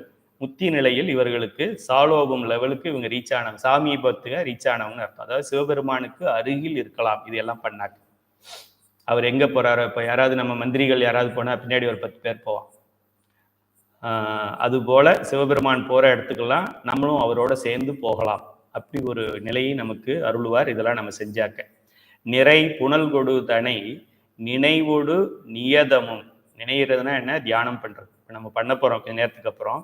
நியதமும் பண்ணணும், சும்மா ஏனோதானோன்னு பண்ணக்கூடாது. நியதமும் வழிபடும் அடியவர். முறையோட தீக்கை வாங்கி, தீக்கை சமய தீக்கை குறைந்தபட்சம் வாங்கணும். சமய தீக்கை வாங்காமல் இந்த வாழ்க்கையை முடிச்சிடாதீங்க. ரொம்ப சீரியஸாக ஹாஸ்பிட்டலில் அட்மிட் பண்ணி டாக்டர் இனிமேல் தேராது, நாளைக்கு கூட்டு போயிடுங்கன்னு சொல்லிட்டாருனாக்க உடனே யாராவது ஒரு ஆதீனத்துக்கு போய் ஒரு சமய தீக்கையாவது வாங்கிட்டு போயிடும். இல்லைன்னா அப்புறம் திரும்ப ஆனாவனாலேருந்து ஆரம்பிக்கும் அடுத்த பிறவி. அது மனிதனாக பிறப்பமான்னு நமக்கு தெரியாது. சமய தீக்கை வாங்கிட்டா நிச்சயமாக அடுத்தது விசேட தீக்கைக்கு தகுதியாக பிறந்து விடுவோம். நிச்சயம், சத்தியம். அதனால தீக்கை வாங்காமல் யாரும் இருக்கக்கூடாது. குறைவில பதம் அணை தர. குறைவில்லாத பதம் என்பது சாமீபம், அதை குறிக்கின்றது. அணை தர அருள் குணமுடை இறை உரை. அப்படிப்பட்ட அந்த சாமீபத்தை நம்மளை என் பக்கத்திலே இரு. நம்ம யாரை சொல்லுவோம்? நீங்கள் இப்போ நம்ம நாட்டோட பிரைம் மினிஸ்டர்கிட்ட போயிட்டு நான் பக்கத்தில் இருக்கேன்னு சொன்னால் விடுவாங்களா? அதுக்கு முன்னாடி 5 அடுக்கு பாதுகாப்பு இருக்குது. முதல் அடுக்குலேயே உங்களை வெளில தள்ளிடுவாங்க. அதையும் மீறி நான் உள்ளே போகிறேன்னு சொன்னால் அரெஸ்ட் பண்ணி உள்ளே வச்சுருவாங்க. இவன் மென்டல் நினைக்கிறேன்னு சொல்லி, இல்லைன்னா தீவிரவாதியாக இருப்பான் அப்படின்ட்டுருவாங்க. நம்ம ஓட்டு போட்ட பிரைம் மினிஸ்டரை பார்க்கறதுக்கு நம்ம கிட்ட போக முடியாது. ஆனால் நமக்காக பணி செய்கின்ற இரவும் பகலும் தூங்காமல் கண் கூட சிமிட்டுறதில்லை சிவபெருமான். எதுக்காக சிமிட்டுறதில்லை? அந்த நேரத்தில் நம்ம ஏதாவது ஒரு உதவி கேட்டு பண்ண முடியாமல் போயிடக்கூடாதுல்ல, அதுக்காக சிமிட்டுறதில்லை. அப்படி செய்கின்ற பெருமான் சாமீபம், சமீபத்தில் அப்படின்னா காதில் கேட்டு போகிற அளவுக்கு நம்ம பக்கத்தில் நிற்கலாம். சும்மா யாராவது விஐபி வந்தாலே அவங்க பக்கத்தில் போய் நின்றுட்டு ஒரு செல்ஃபி ஒன்று எடுத்துக்கிறோம் அப்படின்னு சொல்கிறோம். இல்லைன்னா அவர்கிட்ட ஐயா சாமி ப்ளீஸ் ஒரு ஃபோட்டோ எடுத்துக்கிறேன் உங்களோட அப்படின்னு கேட்குறோம். அப்போ அவர்கிட்ட கேட்கும்போது ப்ளீஸ் ஒரு ஃபோட்டோ எடுத்துக்கிறேன் அப்படின்னு கெஞ்சுவோம். அந்த ஃபோட்டோவை வாட்ஸ்அப்பில் போடும்போது நான் யார் தெரியுமா, பக்கத்தில் நிற்கிறவர் யாருன்னு பேர், அதுலேருந்தே தெரியும் நான் யாருன்னு சொல்லி அப்படின்னு மெசேஜ் போடுவோம் வெளியில் போடும்போது. எல்லாம் ஏமாற்று வாழ்க்கை. ஆனால் இங்கே சிவபெருமானுக்கு சமீபத்தில் நாம் இருக்கலாம். பக்கத்தில் கூப்பிட்ட குரலுக்கு ஓடி வருகின்ற நிலையிலேயே இருக்கலாம். அவர் கைலாயத்தில் இருந்தாலும் நம்ம அவரோட இருக்கலாம். அவர் எங்கேயாவது கேம்ப் ஆஃபீஸ் போடுறேன்னு சொல்லிட்டு இங்கே ஏதாவது திருவண்ணாமலைக்கு வந்தாருன்னா நம்மளும் கூடவே வரலாம். என்ன பண்ணாக்க, சாமிக்கு தூப தீபம் காமிச்சு மலர் போட்டு வழிபட்டால் சரியே என்று சொல்லக்கூடிய வழிபாட்டு முறையை பண்ணி இறைவனை துதிக்க ஆரம்பிச்சிட்டோம்னாக்க இதை பண்ணலாம்னு சொல்றார். அருள் குணம் உடை இறை. அப்படி அருளுகின்ற குணம். சிவபெருமானுடைய குணம் என்ன? அருள் குணம். அழிக்கும் குணம் கிடையாது, அருளும் குணம். அப்படிப்பட்ட இறைவன் உரைகின்ற பதியாகிய இந்த திருச்சிவபுரத்தில் சிறைபுணல் அமர், சிறை நிறைய மதகுகள் கொண்ட அந்த சிவபுரத்தில், அந்த சிவபுரத்தை நினைபவர், சிவபுரத்தை வழிபடுபவர் கூட இல்லை, எல்லா இடத்துலையும் நினைபவர் நினைபவர் நினைவு நினைச்சாலே போதுமா? நினைத்தாலே முக்தி அருள்வது அண்ணாமலை மட்டும்தான் படிச்சிருக்கிறோம். நினைத்தாலே முக்தி அருள்வது திருச்சிவபுரமும் இருக்கு. வாங்க, கந்தரக்கோட்டை பக்கத்துல தான் இருக்கு. இந்த என்னையும் பார்த்து திருச்சிவபுரத்துக்கு நானும் வர்றேன், தரிசனம் பண்ணிட்டு போகலாம். வனபதி சிறை புனல் அமர், சிவபெருமான் இங்கே அமர்ந்து இருக்கின்றார் அப்படின்னு ஞானசம்பந்தரே சொல்லியிருக்கிறார். சிவபுரம் அது நினைபவர் செயமகள் தலைவரே, வீரத்திற்கு அதிபதியாகிய செயமகளுக்கு தலைவரே. அந்த நிலையை, செயமகள் நமக்கு என்ன வேணுமோ சொல்லு மகனே, நான் தர்றேன், நீ எங்க உனக்கு கஷ்டம்னாலும் எனக்கு ஒரு வார்த்தை கூப்பிட்டம்மா அப்படின்னு சொல்ல, கூப்பிட்ட குரலுக்கு நான் ஓடி வந்து நிற்கிறேன். நான் பத்திரகாளியா வர்றேன்னா, நான் வேற யாரா வர்றேன்றதெல்லாம் நான் பார்த்துக்கிறேன். நீ உனக்கு எப்போ உனக்கு தொய்வு ஏற்படுகின்றதோ, எப்போ ஒரு பூஸ்ட் சாப்பிடணும்னு தோணுதோ, எப்போ தைரியம் வேணுமோ கூப்பிடு, நான் ஓடி வந்துடுறேன் அப்படின்னு அம்மா சொல்லுவாங்களாம்.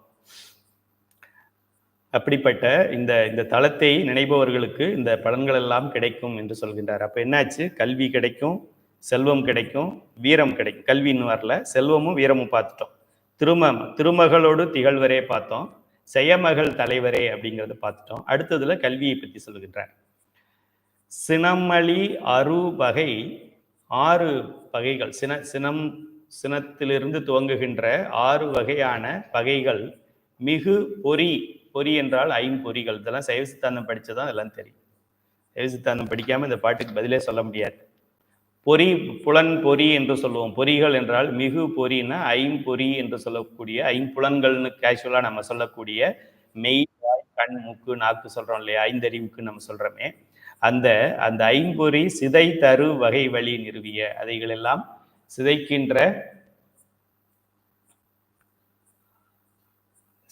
சிதைக்கின்ற சினமளி அறுவகை, அதாவது 6 அறுவகையான பிறவிகள் நமக்கு இது என்ன சொல்றது, பகைகள் என்னென்ன இருக்கு அப்படின்னா 6 வகையான பகை நமக்கு இருக்கு. இதெல்லாம் இருந்தது அப்படின்னா நம்மளை சிவன்ட்ட அடைய விடாது.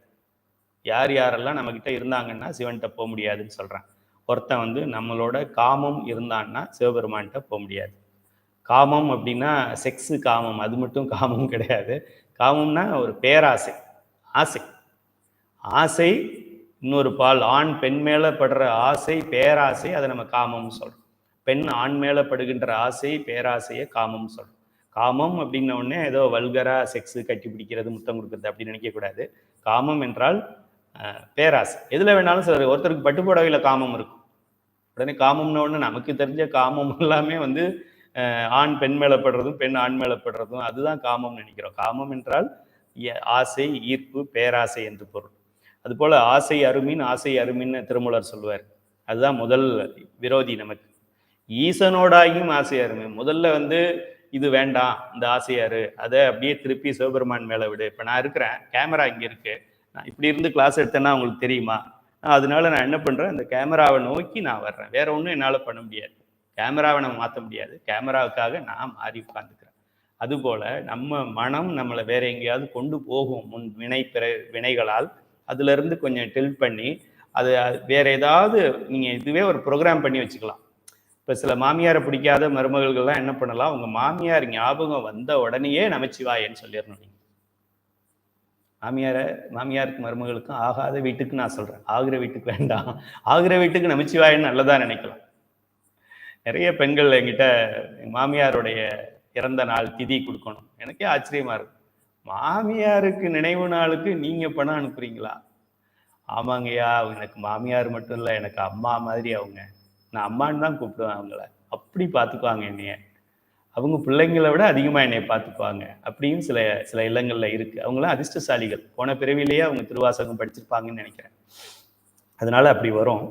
இப்படி இந்த 6 வகை நமக்கு எதிரிகள் யாரு? காமம், குரோதம், லோபம், மோகம், மதம், மார்ச்சரியம். இதுதான் இது. இந்த 6 வகை விரோதிகளை நாம் இதில் வந்து மதம்னு வருது பாருங்க. மதம் அப்படின்னு ஒன்று வள்ளல் பெருமான் இதை சொன்னார். உடனே என்ன சொல்லிட்டாங்க, அவர் மதங்களையெல்லாம் தாண்டி சொல்கிறேன், மதமெல்லாம் வேண்டான்னு சொல்லிட்டார். மதம் ஆச்சரியம் அதெல்லாம் வேண்டாம் அப்படிங்கிறது இந்த அறுவகை எதிரிகள்லேயே இங்கே ஞானசம்பந்த பெருமான் லிஸ்ட் போடுறார். சினமளி அறுபகை, சினத்திலிருந்து சொல்கிறோம் இல்லையா, ஒரு 6 பகைகள். அதெல்லாம் மிகு பொறி தரு, இந்த பொறிகளாகிய ஐம்புலன்கள் தான் இதை தரும். எனக்கு காமம் எதுல இருந்து வரும்? காமம் எதுல இருந்து வரும்? இந்த ஐம்பொறிகள்ல எதுல இருந்தாவது ஒண்ணுல வரணும். காமம் எது? கண்ணுல இருந்து வரும். ஏதோ ஒண்ணு பாக்குறோம், ஆஹா ஆஹா அப்படியே அந்த அது மூலமா வரும். இல்லைன்னா யாராவது நண்பர்கள் சொல்றாங்க, அது மூலமா வரும். இல்லைன்னா வேற எதுலையாவது படிக்கிறோம், அது மூலமா வரும். ஸோ இந்த கண்ணால வரும், இல்லைன்னா காதால வரும், இல்லைன்னா நாக்கால வரும், இல்லைன்னா மூக்கால வரும், இல்லைன்னா வேற இதுல வரும்ப்பா 5 ஆச்சு, இல்லைன்னா இந்த உடலால வரும். இது எல்லா கழுதையும் அதுல தான் வரும், வேற வழியே கிடையாது. அதனாலதான் இந்த ஐம்புலன்களையும் கல்வர்கள்னு சொல்லுவாங்க, என்னை ஏமாத்துறவங்க அப்படின்னு சொல்லி அருளாளர்கள் சொல்லுவாங்க. ஸோ இந்த அறுவகை பகைகள் எதுன்னு தெரிஞ்சுக்கணும்னா சைவ சித்தாந்தம் படிக்கணும். ஐம்பொறிகளாகிய மெய்வாய் கண் மூக்கு செவி அது நம்ம படிக்கணும்னா சைவ சித்தாந்தம் படிக்கணும். இப்படி வகை வழி நிறுவிய மனன் உணர்வோடு தியானத்தோடு சிவபெருமானை மனதிற்குள்ள நினைத்து நாம் வழிபட்டு வந்தால் மலர்மிசை எழுதரு பொருள், அந்த என்ன சொல்றது, பிராண வாயுவை கொண்டு இந்த சுழுமுனை, சரி நம்ம என்ன சொல்றோம், இடகலை பிங்களை சுழுமுனைன்னு சொல்றோம் இல்லையா, நம்ம பண்ண போறோம். நாடி சுத்தி பண்ணுவோம். நாடி சுத்தி பண்ணும்போது இது இடகலை, இது பிங்களை, இது ரெண்டையும் நம்ம இங்கிருந்து இங்க, இங்கிருந்து இங்க, இங்கிருந்து இங்க, இங்கிருந்து இங்கன்னு அப்படியே பண்ணிக்கிட்டே இருந்தோம் அப்படின்னா தலைவலி வந்துடும். இங்கிருந்து இங்க, இங்கிருந்து இங்க அப்படியே ஒரு 10 தடவை 20 தடவை பண்ணிக்கிட்டு இருந்தோம் அப்படின்னாக்கா கோல்டு காஃப் வந்துடும். இடது பக்கம் இழுத்து வலது பக்கம் விட்டு, அதே வலது பக்கத்துல இழுத்து இடது பக்கம் விடும். அப்படி நம்ம பண்ணினால் நமக்கு இந்த என்ன சொல்றது, சுழுமுனை என்கின்ற ஒரு உணர்வு ஏற்பட்டு அது மூலமா இந்த குண்டலினி சக்தி என்கின்றது தட்டி எழுப்பப்பட்டு அது இந்த 6 வகை ஆதாரங்களிலும் மேலே ஏறி கபாலத்தில் வந்து கபாலத்துக்கு மேலே ஒரு அடிக்கு மேலே நின்று, அதுக்குத்தான் சிவனை கும்பிடும்போது எல்லாரும் இப்படி கும்பிடுறோம். இப்படி கும்பிடும்போது என்ன, அவருடைய கால் இங்கே தான் இருக்கு, ஒரு அங்குலத்துக்கு மேலே இருக்கு. இங்கே நம்ம கை அவ்வளவுக்கு தான் எட்டும், அதுக்கு மேலே எட்டாது. சிவன் கால் ஒருத்தருக்கும் கையை படைக்கும் போது பிரம்மன் எவ்வளவு படைப்பான், நீட்டி பிடிச்சா சிவன் காலை பிடிக்கிற மாதிரி அளவுக்கு படைப்பார். சில பேர் ஆள் உயரமா இருப்பான், கை குட்டையா இருக்கும். அது எதுக்கு அப்படின்னா அவன் இங்க தொட்டாலே போதும் அப்படின்னு அர்த்தம். எங்க சிவபெருமான் தலை இருக்கோ அப்படி கை கூப்பி சிரம் தூக்கி இப்படிலாம் கும்புறமே, சிவன் கோயிலில் போனாக்க எல்லாரும் இப்படி கும்பிடுவாங்க. எங்க இருக்குன்னா அவனுடைய திருவடியை கையால பிடிச்சிக்கிட்டே இருக்கோன்னு அர்த்தம். குருநாதரோட திருவடி அங்கதான் இருக்குன்னு அர்த்தம். இங்க இருந்து இவ்வளவு தூரத்துல இருக்கு. அப்படியெல்லாம் தெரிஞ்சுக்கணும். இதெல்லாம் நம்ம யோக நிலைக்கு வரும்போது தான் இதை பத்தி தெளிவா தெரிஞ்சுக்க முடியும்.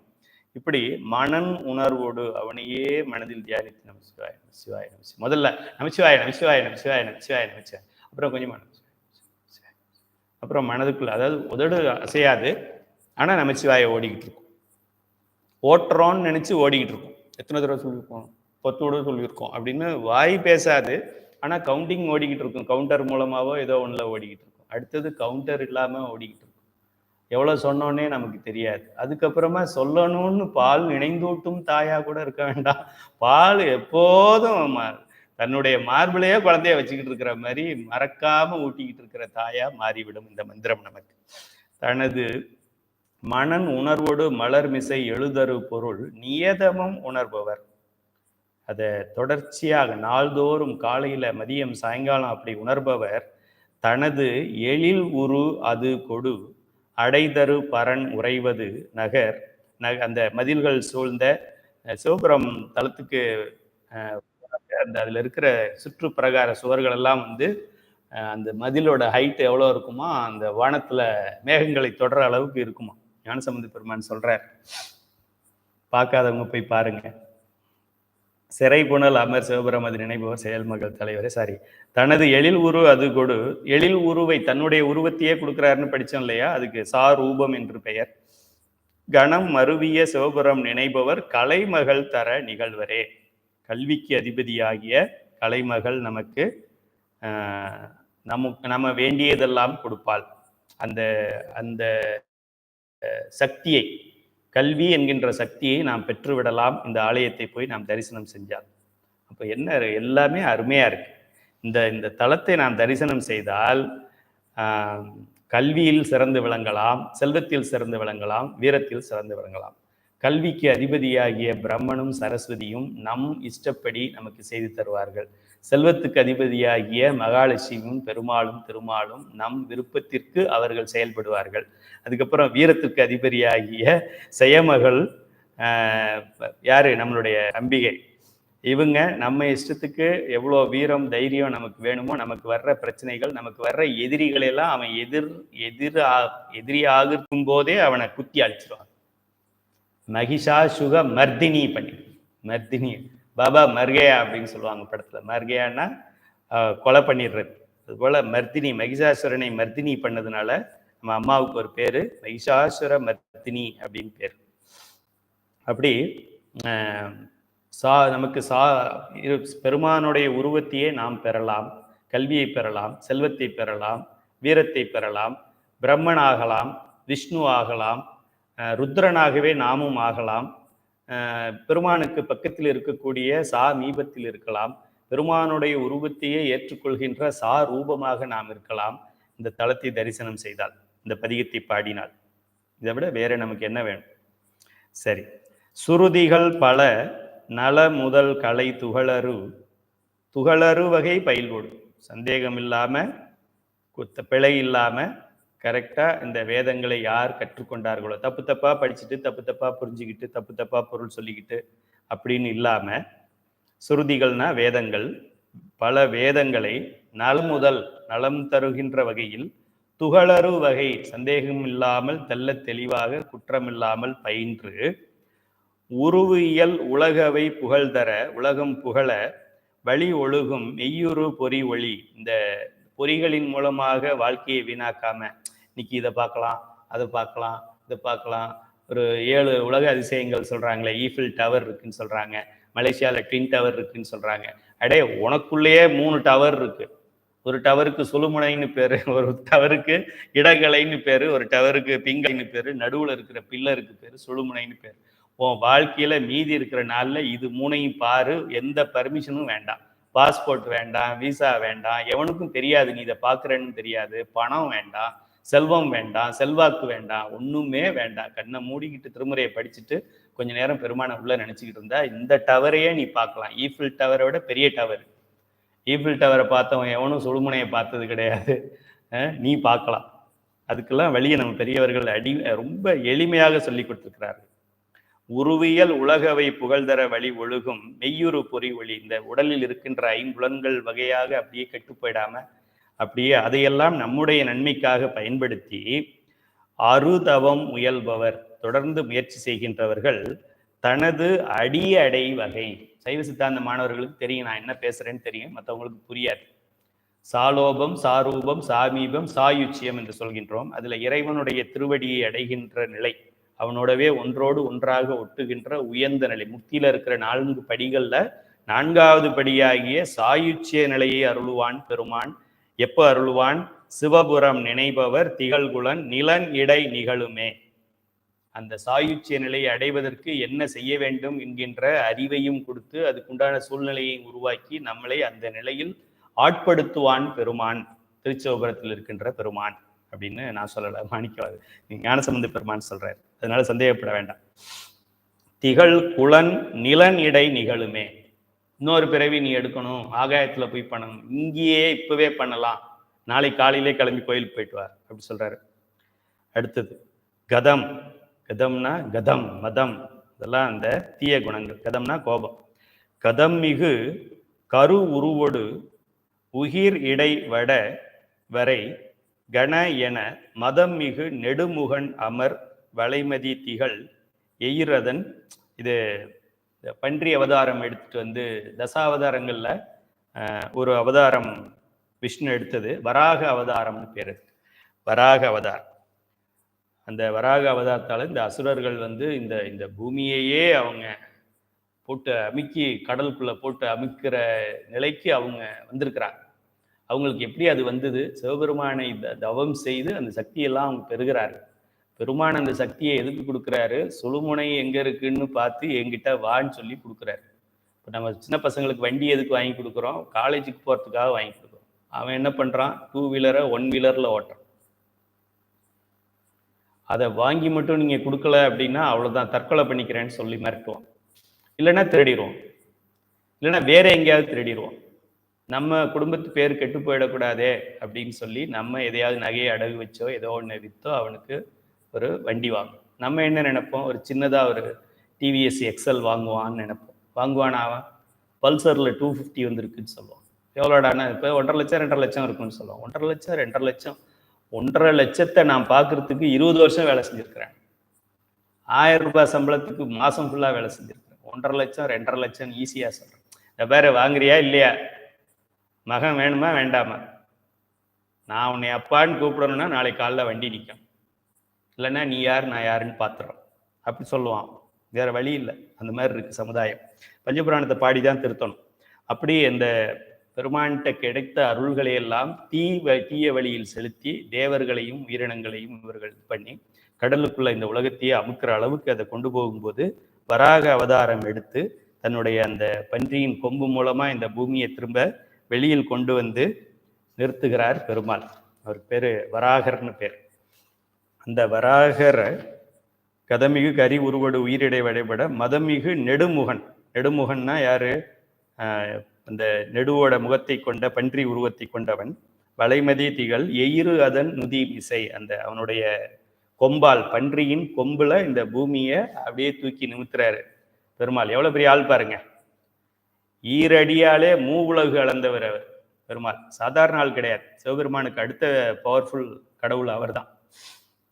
இதம் அவர் புவி அது நிறுவிய, அப்படி கடலுக்குள்ள மூழ்கின அந்த புவி மண்டலத்தை தூக்கி மேல நிறுத்திய எழில் அரி. அரினா யாரு? திருமால். வழிபட அருள் செய்த. அப்படிப்பட்ட திருமால் யாரை வழிபடுறாரு? திருச்சிவபுரத்தில் வந்து பெருமானை வழிபட்டார். நான் சொல்லலை, நல்லா படிச்சுக்கங்க. அடிக்கடி உங்களுக்கு சந்தேகம் வரும், பெருமாள் போய் சிவனை வழிபடுவாரா? நீ பெருமாள் புத்தகத்திலலாம் எடுத்து பாருங்க. பெருமாளுக்கு கல்யாணம் நடக்கும், சிவன் ஓரமாக கை கட்டி நிற்பார். அது சிவன் இல்லை, ஒருத்தரன். சிவன் நினைச்சிடக்கூடாது. என்ன சொல்றாரு ஞானசம்பந்தர்? அரி வழிபட அருள் செய்த. தோடுடைய செவியன் விடையேறியோர் தூவன் மைசூடி காடுடைய சுடலை பொடிபூசியன் உள்ளம் கவர் கல்வன் ஏடுடைய மலரான் முனைநாள் பணிந்து ஏத்த அருள் செய்த. யாரு பணிந்து ஏத்துகிறார்களோ, அருள் வேண்டும் என்றால் பணிந்து ஏத்த வேண்டும். பல இடங்கள்ல நமக்கு பல பேர் வாழ்ந்து காட்டிட்டாங்க. பிரம்மாவுக்கு ஏன் ஒரு கஷ்டத்தை கொடுத்து அவனை தவம் செய்ய வச்சு அவனை வழிபட வச்சு திரும்ப அருள் செய்யறது எதுக்கு? நமக்கு உணர்த்துறதுக்காக. பிரம்மன் வழிபட முனைநாள் தொழுது ஏத்த. ஏத்த என்ன முக்கியமானது பாருங்க. ஏத்த அருள் செய்த. ஏத்திட்டா அருள் கட்டாயமாகும், கேரண்டி. எல்ஐசி பாலிசி மாதிரி கிடையாது. ஏத்த அருள் செய்த. அது ராவணன் கதையிலையும் ஒரு பதிகத்திலையும் நம்ம படிச்சிருக்கிறோம். இதுலையும் வரப்போகுதுன்னு நினைக்கிறேன். நான் தூக்கிடுவேன் மலையன்னு சொல்லும்போது அமுக்கிட்டார்.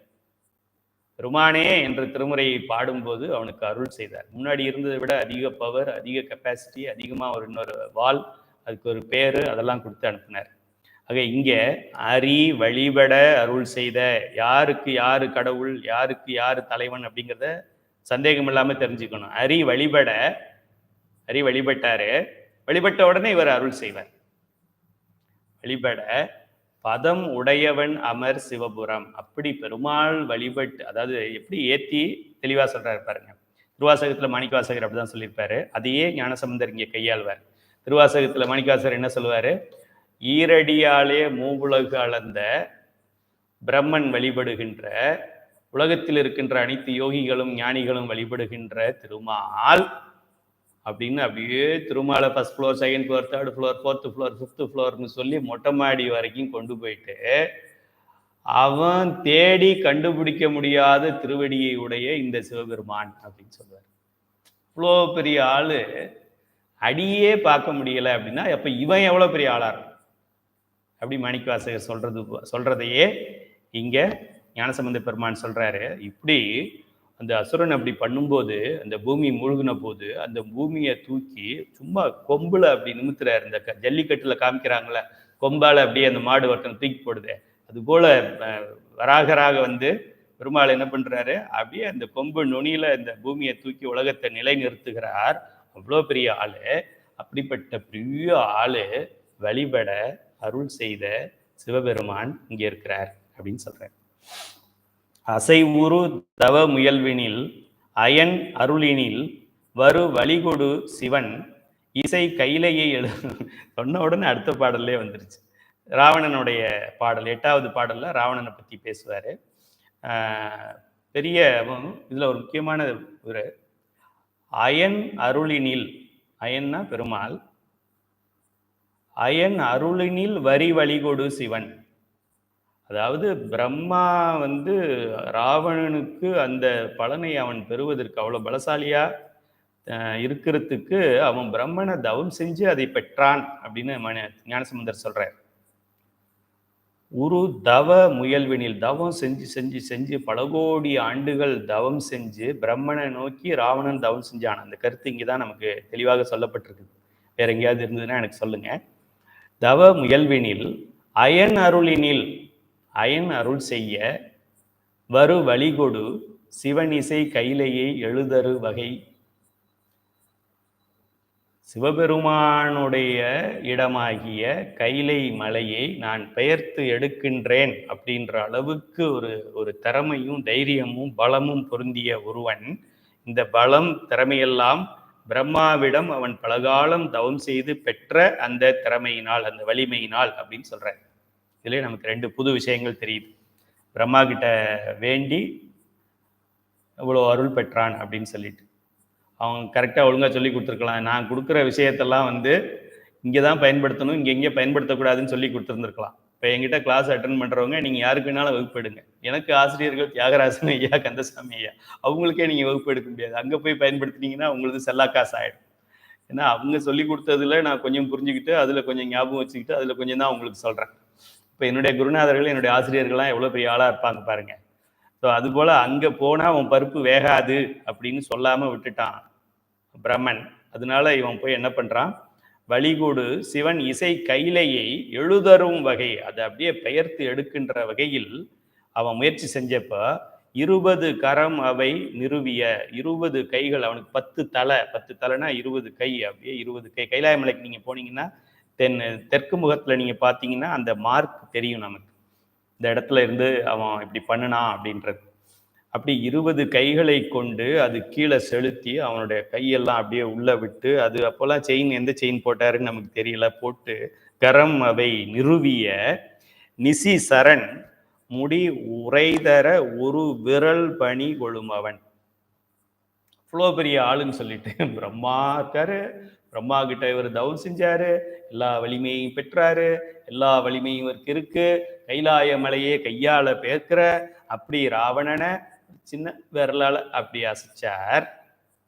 அசைச்சதுனால அவன் சுவாகாவாயிட்டான். அப்படி சுவாகா அவன் நான் சொன்னதுனால அமிக்கி சுவாகா பண்ணார். அதுக்கப்புறம் சுவாமி நீதான் அப்படின்னு சொன்ன பின்னாடி அவனுக்கு அருள் செய்தார். அப்படிப்பட்ட 8 திசைகளும் புகழ் மிகுகின்ற சிவபுரத்தை நினைப்பவர், இந்த சிவபுரத்தை நினைப்பவர் செழு நிலன் இனி நிகழ்வு உடையவரே. முதல் பாடல்ல கொடுத்திருந்த அருள் தான் இங்கேயும் வருது. அங்கேயும் செழு நிலன் இனி நிலை பெறுவரே வந்திருந்தது. இங்கே செழு நிலன் இனி நிகழ்வு உடையவரே, என்றும் மண்ணில் நல்ல வண்ணம் வாழலாம் அப்படிங்கிறது தான் இதோட அர்த்தம். மண்ணில் நல்ல வண்ணம் வாழலாம் வைகளும் எண்ணில் நல்லதோர் கதிக்கு யாதுமோர் குறைவில்லை. மண்ணில் நல்ல வண்ணம் வாழலாம் வைகளும் எண்ணில் நல்ல கதிக்கு யாதுமோர் குறைவில்லை தான் இந்த வரியோட பொருள். செழுநிலன் இனி நிகழ்வு உடையவரே. அடுத்தது அடல் மலி படை அரி அயனோடும், வலிமை மிக்க அந்த சக்கரத்தை விட, இந்த சக்கரப்படையை வச்சிருக்கின்ற, அது யார் கொடுத்தது? சாமி கொடுத்தது தானே. அது பாவம் வாங்குறதுக்கு 1000 தாமரைகளை வச்சு அர்ச்சனை பண்ணார். அதுல 999 தாமரைகள் தான் இருந்தது. ஒரு பூ குறைஞ்சிருச்சு. ஒரு பூ குறைஞ்சவன தன்னுடைய கண்ணையை எடுத்து ஒரு பூவாக போட்டார். தாமரை போன்ற கண்ணுடையவன், அதனால அவனுக்கு தாமரை கண்ணன்னு பேர். பெருமாளுக்கு ஒரு பெயர் தாமரை கண்ணன்னு பேர். யாருக்காவது பேர் தாமரை கண்ணன் வச்சிருந்தாங்கன்னா அது பெருமாள் பேரை வச்சிருக்காங்கன்னு அர்த்தம். அதோட கதையெல்லாம் நமக்கு தெரியும். அவன் தாமரை கண்ணன். அந்த தாமரை கண்ணை என்ன பண்ணான், 1000 மலர்கள்ல ஒரு மலர் குறைஞ்சதுக்கு இதை எடுத்து அதுல போட்டான். சரி போட்டான். இந்த கண்ணை அப்புனாலே இறைவன் என்ன பண்ணுவார்னு நமக்கு தெரியும். நில்லு கண்ணப்ப அப்படின்னு சொல்ற மாதிரி, என்னப்பா கண்ணையே கொடுக்குறியா, உனக்கு என்னடா வேணும், இந்த சக்கரத்தை வச்சுக்க, உனக்கு அழிவே கிடையாது, நீ யாரை வேணாலும் அழிக்கலாம், உனக்கு எதுவுமே வேலை செய்யாதப்ப இந்த சக்கரம் உனக்கு வேலை செய்யும் போன்னு சொல்லி ஒரு சக்கர படையை கொடுத்தார் அப்படின்னு ஞானசம்பந்தர் பதிவிடுறார். அடல் மலி படை அரி அயனோடும், அப்படிப்பட்ட அந்த அரியும் அயனும் அறிவு அறியதோர் அழல் மலிதரு, அவங்களால கண்டுபிடிக்க முடியாத, அவங்களுடைய சிந்தனைகளுக்கு எட்டாத, அவங்க அடிமுடி தெரியாத மலிதரு சுடர் உருவோடு நிகழ்தர, நெருப்பு பிளம்பாக சுடராக நிகழ்தர அவர் வெறுவோடு துதி அது செய்ய. அவன் அதுக்கு முன்னாடி நான் பெரியவன் தான் 2 பேரும் சண்டை போட்டுக்கிட்டு இருந்தாங்க. அங்க போய் நின்றுக்கிட்டு உங்கள யாரு பெரியவன்ப்பா, நீ பெரியவனா, சரி ஓகே அப்பா, இல்ல நான் தான் பெரியவன், சரிப்பா அவன் பெரியவன் சொல்றான், அவன் பெரியவனா வச்சுக்கலாம்ப்பா, அதெல்லாம் முடியாது, நான் தான் பெரியவன், சரிப்பா என்ன பண்ணலாம், நான் வேணா ப்ரூவ் பண்ணி காமிக்கிறேன், முடியாது நான் பண்ணி நீயா ப்ரூவ் பண்ணி காமிக்கிறேன், ஓகே என் தலையை ஒருத்தங்க அடியை ஒருத்தன் பாரு அப்படின்னு நின்னாரே.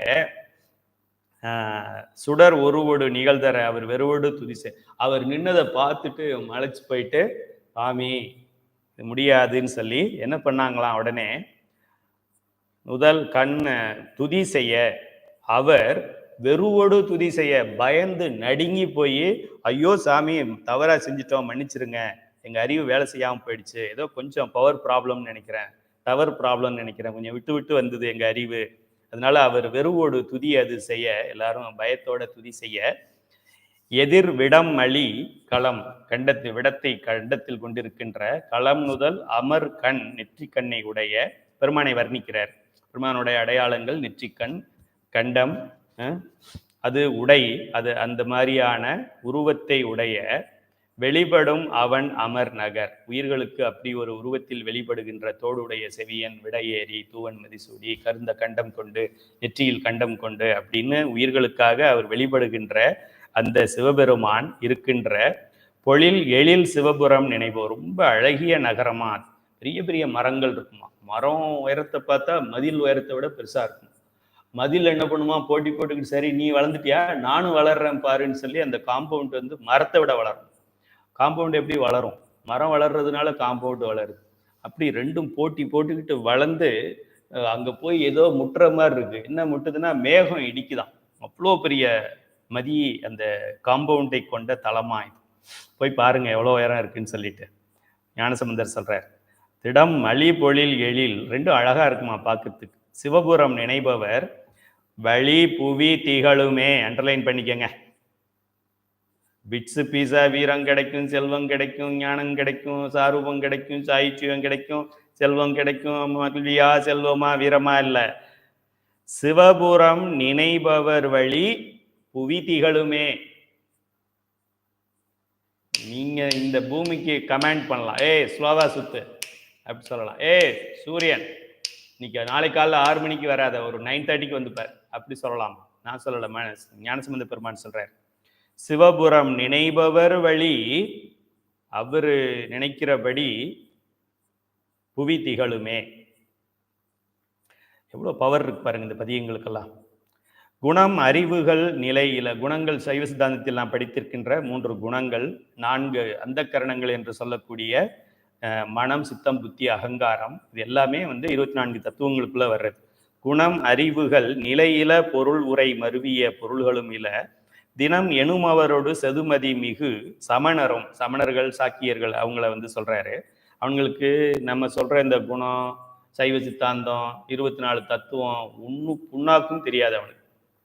யாராவது நான் புத்தரை வழிபடுறேன்றவன்ட்ட 24 தத்துவங்கள் 36 தத்துவங்கள்னு சொல்லுங்க, அதெல்லாம் தத்துவமாவது ஒண்ணாது, சிவனே இல்லையா, அப்புறம் எங்க சிவலோகம் எங்க இருக்கு, சிவ தத்துவம் எங்க இருக்கு, அப்புறம் சுத்த வித்த அந்த அசுத்த வித்த அசுத்த வித்த பிரகிருதி, சிவனே இல்லை, உலகமே இல்லை, எல்லாம் பொய், சிவன் பொய், உலகம் பொய், நீ பொய், நான் பொய், நம்ம பேசிட்டு இருக்கிறோமே பொய், பேச போறோமே பொய், இப்போ கொஞ்ச நேரம் கண்ணை திறந்தா பசி வருமே 9 மணிக்கு பொய், எல்லாம் கனவு. கனவுல ஒரு மாதிரி இருக்குல்ல, அதுதான் இப்போ இப்போ இதுதான் கனவு, தூக்கத்துல வர்றதுதான் ரியல். இந்த மாதிரி எல்லாம் சொல்ற மதங்கள் இருக்கின்றன.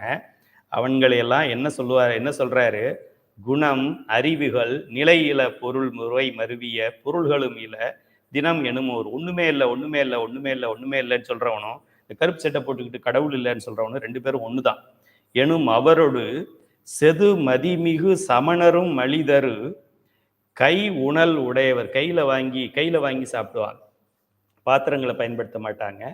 உணர்வு அருபரன், இவர்களெல்லாம் உணர்வதற்கு அரியவன், சொல்லற்கு அரியவன் அப்படிங்கிற மாதிரி இவங்களால உணர முடியாதவன் சிவபெருமான். அதனாலதான் சிவபெருமான் இல்லைன்னு சொல்றாங்க. நமக்கு தெரிஞ்சதை தெரியும்னு சொல்லுவோம். இப்ப என்கிட்ட ஒரு அம்மா கேட்டாங்க, உங்களுக்கு செந்தில் ஐயா தெரியுமா சென்னையில அப்படின்னாங்க. எனக்கு தெரியாது, அதனால செந்தில் ஐயா இல்லைன்னு தான் நான் நினச்சிக்கிட்டு இருக்கேன். தெரிஞ்சா அறிமுகப்படுத்துங்க, வாட்ஸ்அப்ல வர சொல்லுங்க அப்படிங்கிற மாதிரி இவங்களுக்கு சிவபெருமானை தெரியாததுனால அவன் இல்லைன்னு சொல்றாங்க. சிவபெருமானை உணர்கின்ற அறிவு இவர்களுக்கு இல்லை. அப்படிப்பட்ட உரைதரு பதி உலகினில் நல, இந்த உலகினில் நலகணம் மருவிய, நலகணங்கள், நீங்களும் நானெல்லாம் நலகணங்கள், தேவகணங்கள், சிவகணங்கள்னு பேர், நல்லவர்கள் திரளாக வாழ்கின்றார்களாம். அந்த சிவபுரம் போனீங்கன்னா அங்க இருக்கிறவங்கெல்லாம் தேவகணங்கள் தான் அங்க குடியிருக்கிறாங்களாம். இந்த ஊர்ல அப்புறம் வேற யாரு குடியிருப்பாங்க? நம்ம அரசாங்கம் டாஸ்மாக் பிரான்ச் ஓப்பன் பண்ணியிருப்பான், ஏத்த மாதிரி ஒன்று, பின்னாடி ஒன்று, சைடில் ஒன்று ஓப்பன் பண்ணியிருப்பான். இப்போ ஏன்னா இவன் கடவுளே இல்லைங்கிறதுனால சம்பாதிக்க ஆரம்பிக்கிறான். அப்புறம் கடவுளை வச்சு எப்படி சம்பாதிக்கிறது? கடவுளுக்கு எகெயின்ஸ்டா என்னென்ன பண்ணமோ அப்படிதான் சம்பாதிக்க முடியும். அவனை தான் சொல்றாரு, கணம் அருவிய சிவபுரம் நினைப்பவர் எழில் உரு உடையவர்களே. எழில் உரு, அழகான உடலையும் உருவத்தையும் கொள்வார்கள். மரணமில்லா பெருவாழ்வுன்னு வள்ளல் பெருமான் சொல்வார். வேண்டிய உருவத்தை அடையலாம், உருவமே இருக்காது. வள்ளல் பெருமான் ஒரு ரூம்குள்ள போறாரு, கதை சாத்திக்கிறாரு, அப்புறம் பாடி என்ன ஆச்சுன்னு யாருக்குமே தெரியல. உரு மாறிக்க முடியும் அவங்களால. அட்டமா சித்தி என்று சொல்லுவார்கள். திருமூலர் வாழ்க்கையில் நம்ம படிச்சிருக்கிறோம். அவர் ஒரு மாடு மேய்ப்பவன் இறந்து விடுகிறான் என்பதால் இவருடைய உயிரை அவனுடைய உடல்ல புகுத்தி வந்துடுறார். அருணகிரிநாதர் பச்சை கிளியாகிறது, அந்த கதை நம்ம படிச்சிருக்கிறோம். ஸோ ஆக இந்த போல மருவிய சிவபுரம் நினைப்பவர் எழில் உரு உடையவர்களே, அருமையான உடல் உருவை பெற்று சிவபெருமானோகிய அந்த சாரூபத்தை பெறக்கூடிய திறமை உள்ளவர்கள் இந்த சிவபுரத்தை வணங்குபவர்கள். திகழ் சிவபுர நகர் மருவிய, திகழ்கின்ற புகழ் விளங்குகின்ற இந்த சிவபுரம் என்கின்ற திரு சிவபுரத்தின் மருவிய சிவன் அடி இணைபணி என்கின்ற அந்த சிவபெருமானுடைய திருவடியை பற்றிய இந்த அடியவர்களுக்கு நகர் இறை தமிழ் விரகன்னு தண்ணியை சொல்லிக்கிறார். தமிழ் விரகனது உரை நலம் அழி ஒரு பதும், ஒரு பதும்னா ஒருபோதும் இல்லை, ஒரு பதும்னா 10, ஒரு 10, இதுக்கு முன்னாடி பாடிய பாடல்கள் 10 அப்படின்னு தானே எல்லா இடத்துலையும் சொல்லுவாரு. அதான் இந்த இடத்துல ஒரு பதும் நவில்பவர், இதை யாரு பாடுகின்றார்களோ வேற ஒன்றும் நீங்க பண்ண வேண்டாம். ஏற்கனவே மதில் சுவர் பெருசா இருக்கு, நீங்க ஒன்றும் சுவர் கட்ட வேண்டாம். ஏற்கனவே மரங்கள்லாம் வளர்ந்துருக்கு, நீங்க ஒன்றும் பண்ண வேண்டாம். ஏற்கனவே அங்கே பிரம்மன் விஷ்ணு எல்லாரும் அங்கே தான் இருக்கிறாங்க, நீங்க ஒன்றும் புதுசா பண்ண வேண்டாம். வீட்டுக்காரர் இருக்காரேன்னு சொல்லிட்டு வீட்டுக்கார அம்மாக்களும் அங்கே தான் இருக்கிறாங்க அந்த கோவிலுக்குள்ளேயே, அதனால நீங்க எதையும் பண்ண வேண்டாம். நீங்க என்ன பண்ணணும் அப்படின்னா, இந்த சொன்ன 10 பாடல்களையும் நீங்க ஓதி வழிபட்டால், யாரெல்லாம் இந்த பாடலை பாடி வழிபடுகிறார்களோ அவர்களுக்கு என்ன பலன் கிடைக்கும்? நிகழ் குளம் நில நிறை திரு உரு நிகரில கொடை மிகு சயமகள் புகழ் புவி வளர் வழி அடிமையின் மிகை புனர் தர நலம் மிகுவரே. இங்க ஒரு பாடல்லையும் என்னென்ன இது கிடைக்கும் அது கிடைக்கும் அது கிடைக்கும்னு என்னென்ன சொன்னாரோ அது எல்லாத்தையும் இங்க தொகுத்து கொடுத்துட்டார். இதை வணங்கினா இதெல்லாம் கிடைக்கும். தனித்தனியா சொல்லிக்கிட்டு வந்தேன், இப்ப 10 சேர்த்து படிக்கிறதுனால இது கிடைக்கும் அப்படின்னு சொல்றாரு. ஸோ இப்போ இதில் என்ன சொல்றாரு? நிகழ் குளம், நல்ல குளம் கிடைக்கும். சிவபெருமானை வணங்கக்கூடிய சிவகுலத்தில் நாம் பிறப்போம், சிவகுலத்தை நாம் அடைவோம், அடியார் நடுவில் இருக்கும் அருள் ஆட்டோமேட்டிக்கா வரும் அப்படிங்கிறத முன்னாடி ஒரு பதிகத்துல சொல்லியிருந்தாரு. குளம் எங்க சொல்லியிருந்தாரு? திகழ் 6வது பாடல்ல சொல்லியிருந்தார். திருவருள் சிவபுரம் நினைப்பவர் திகழ் குலன் நிலையடை நிகழுமே, நல்ல குலத்தில் பிறவி கிடைக்கும், நல்ல குலத்தில் வாழ்வீர்கள் அப்படின்னு சொன்னார். அதுதான் இங்க நிகழ்குலம். நில நிறை, நிலத்துக்கு அதிபதி ஆவார்கள் அப்படின்னு சொல்லியிருந்தார். செழு நிலன் இனி நிகழ்வு உடையவரே, இந்த உலகத்தில், இந்த பூமியில், இந்த பிரபஞ்சத்தில் அது 8வது பாடல்ல சொல்லியிருந்தது இங்க இருக்கு. அடுத்து நிறை திரு அப்படிங்கிறது 2வது பாடல்ல நிறை திரு அப்படிங்கிறது நினைப்பவர் திருமகளோடு திகழ்வரே அப்படின்னு. ஸோ இங்க ஒரு பாடல்லையும் என்னென்ன பலன் வரும்னு இங்க கொடுத்துக்கிறாரு. நம்ம அபிராமி இது படிக்கும்போது தனம் தரும், கல்வி தரும், ஒரு நாளும் தளர்வரியா மனம் தரும், தெய்வ வடிவம் தரும், நெஞ்சில் வஞ்சமில்லா இனம் தரும், நல்லென எல்லாம் தரும், அன்பர் என்பவர்க்கு கணம் தரும், பூங்குழலால் அபிராமி கடைக்கண்களே அப்படின்னு சொல்லுவோம். அப்புறம் அதுபோல் 16 செல்வங்களுக்கு ஒரு பாடல் இருக்குது. அதுபோல் இந்த பாடலை பாடினால் 16 செல்வங்களும் கிடைக்கும் அப்படின்னு ஞானசம்பந்த பெருமான் முடிக்கிறார்.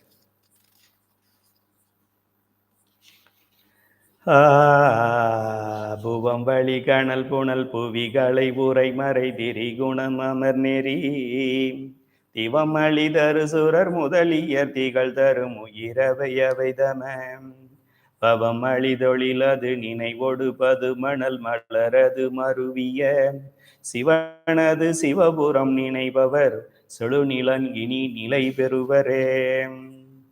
திகழ் சிவபுர நகர் மருவிய சிவனடி இணைபணி சிறபுர நகர் இறை தமிழ் விரகனது உரை நலம் அழி ஒரு பத்தும் நவில்பவர் தொடர்ந்து பாடுபவர் நிகழ் குளம் நிலம் நிறை திருவுரு நிகரில கொடை மிகு சயமகள் புவி புவி வளர் வழி அடிமை மிகை புனர் தர நலம் மிகுவரே. சிவாய நம. திருச்சிற்றம்பலம்.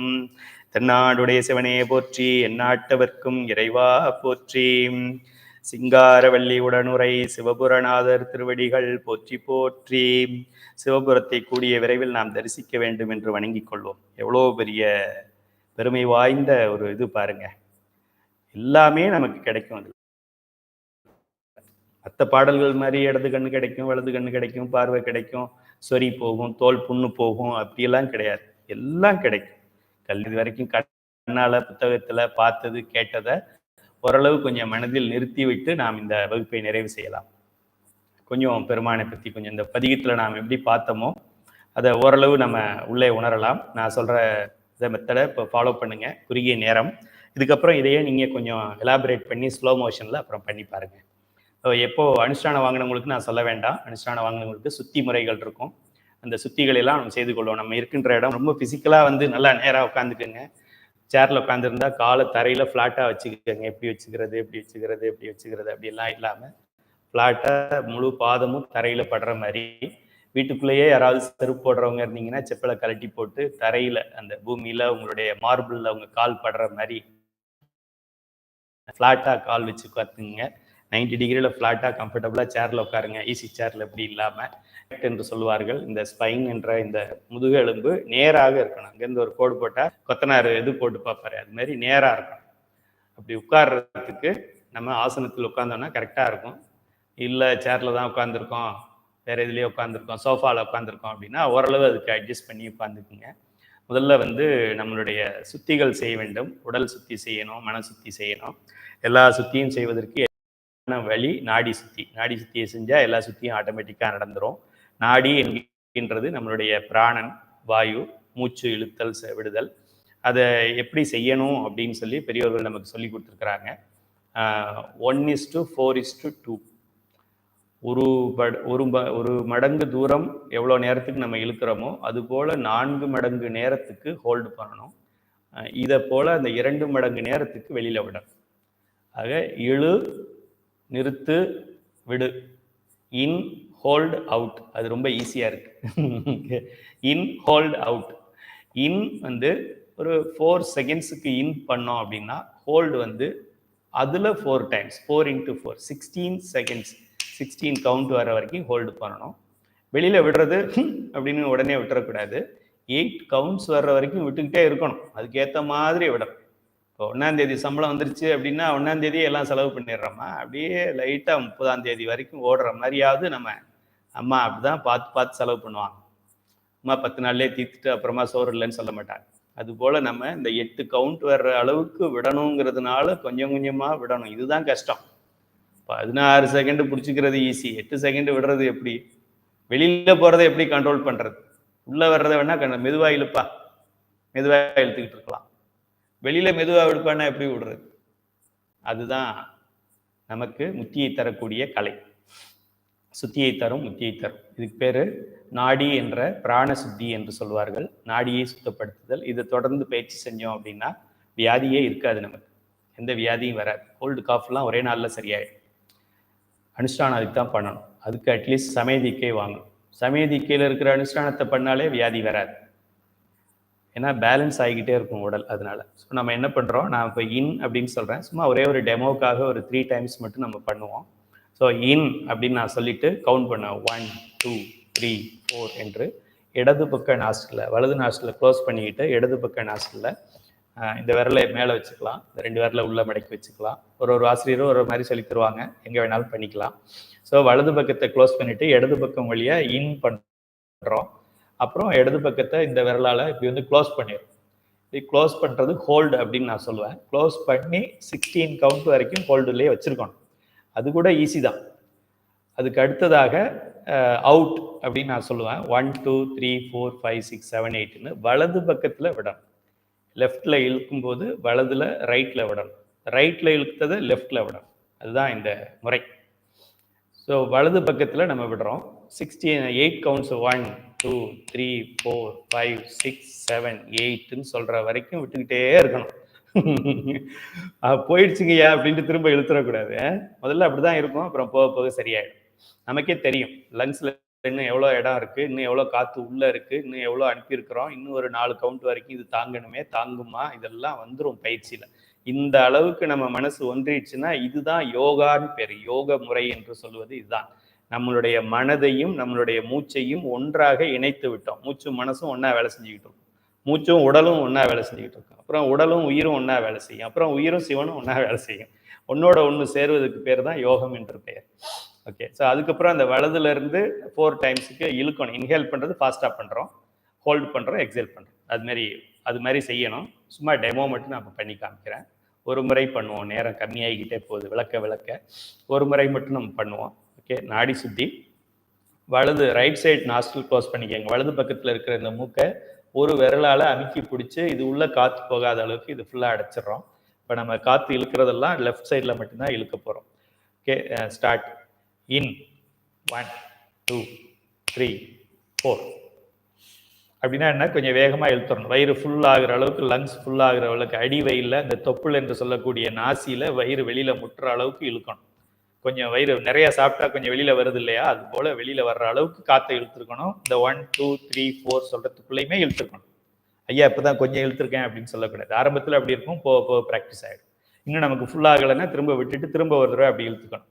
1 2 3 4ன்னு சொல்கிறதுக்குள்ளே இழுத்துறணும் அப்படின்னு அந்த கொண்டு வந்துடும். அப்போது நான் சொல்கிறேன் ஹோல்ட். ஓகே, 1 2 3 4 5 6 7 8 9 10 11 12 13 14 15 16.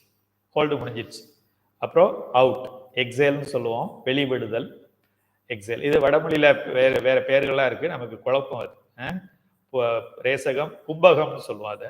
அதனால அதெல்லாம் ரேசகம் வெளியில் வரும், வெளியிடுறது. 1 2 வலது பக்கத்தில் விடணும், இடது பக்கம் இழுத்ததுனால வலதுல வெளியில் விடணும். இப்போ சில ஹோட்டலில், பெரிய பெரிய ஸ்டார் ஹோட்டலெல்லாம் இன் கார் போகிறதுக்கு இன் ஒன்று வச்சுருப்பாங்க, அவுட் ஒன்று வச்சுருப்பாங்க, 1 வே டிராஃபிக். அதுபோல் லெஃப்டில் இழுத்தா ரைட்டில் தான் விடணும்.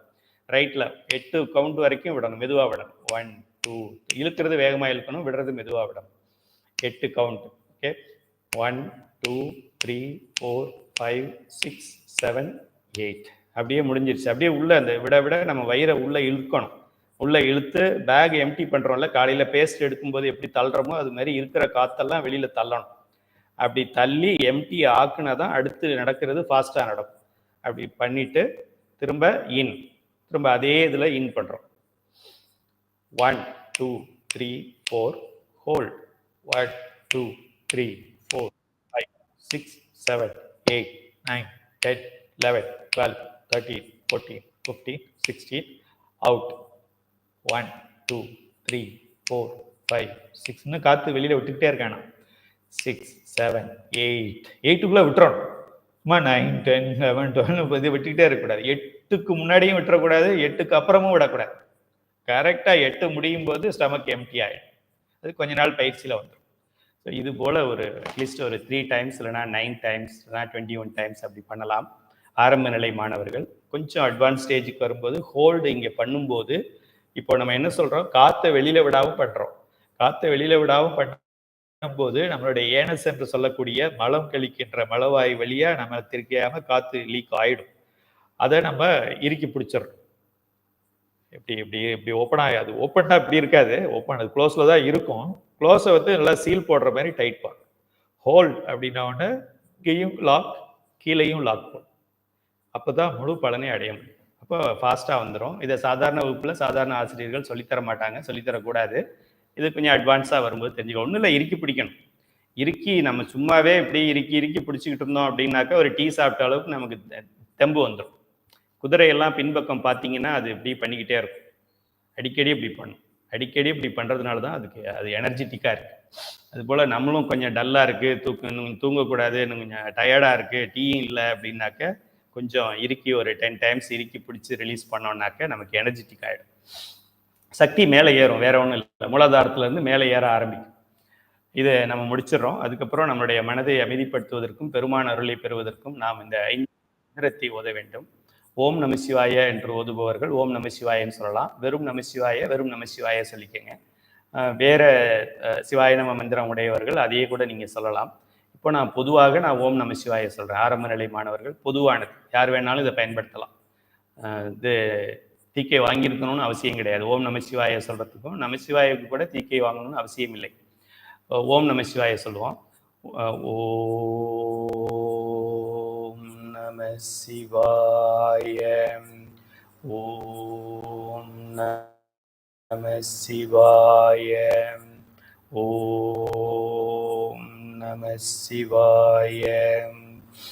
இதையே நீங்கள் 108 முறை சொல்லிக்கொண்டே அதுவே ஒரு தியான மெடிடேஷன் தான். அது அந்த நமசிவாய அப்படிங்கிறத தனியாகவும் 108 முறை சொல்லலாம். அது ஒரு நாளைக்கு சொல்லி பாருங்க. செவ்வாய்க்கிழமை வெள்ளிக்கிழமை ஓம் நமசிவாய, திங்கக்கிழமை புதன்கிழமை வெறும் நமசிவாய, அப்புறம் இன்னொரு நாள் ஞாயிற்றுக்கிழமை வெறும் ஓம். ஓம் 108 முறை ஓம்கார மெடிடேஷன் பண்ணலாம்.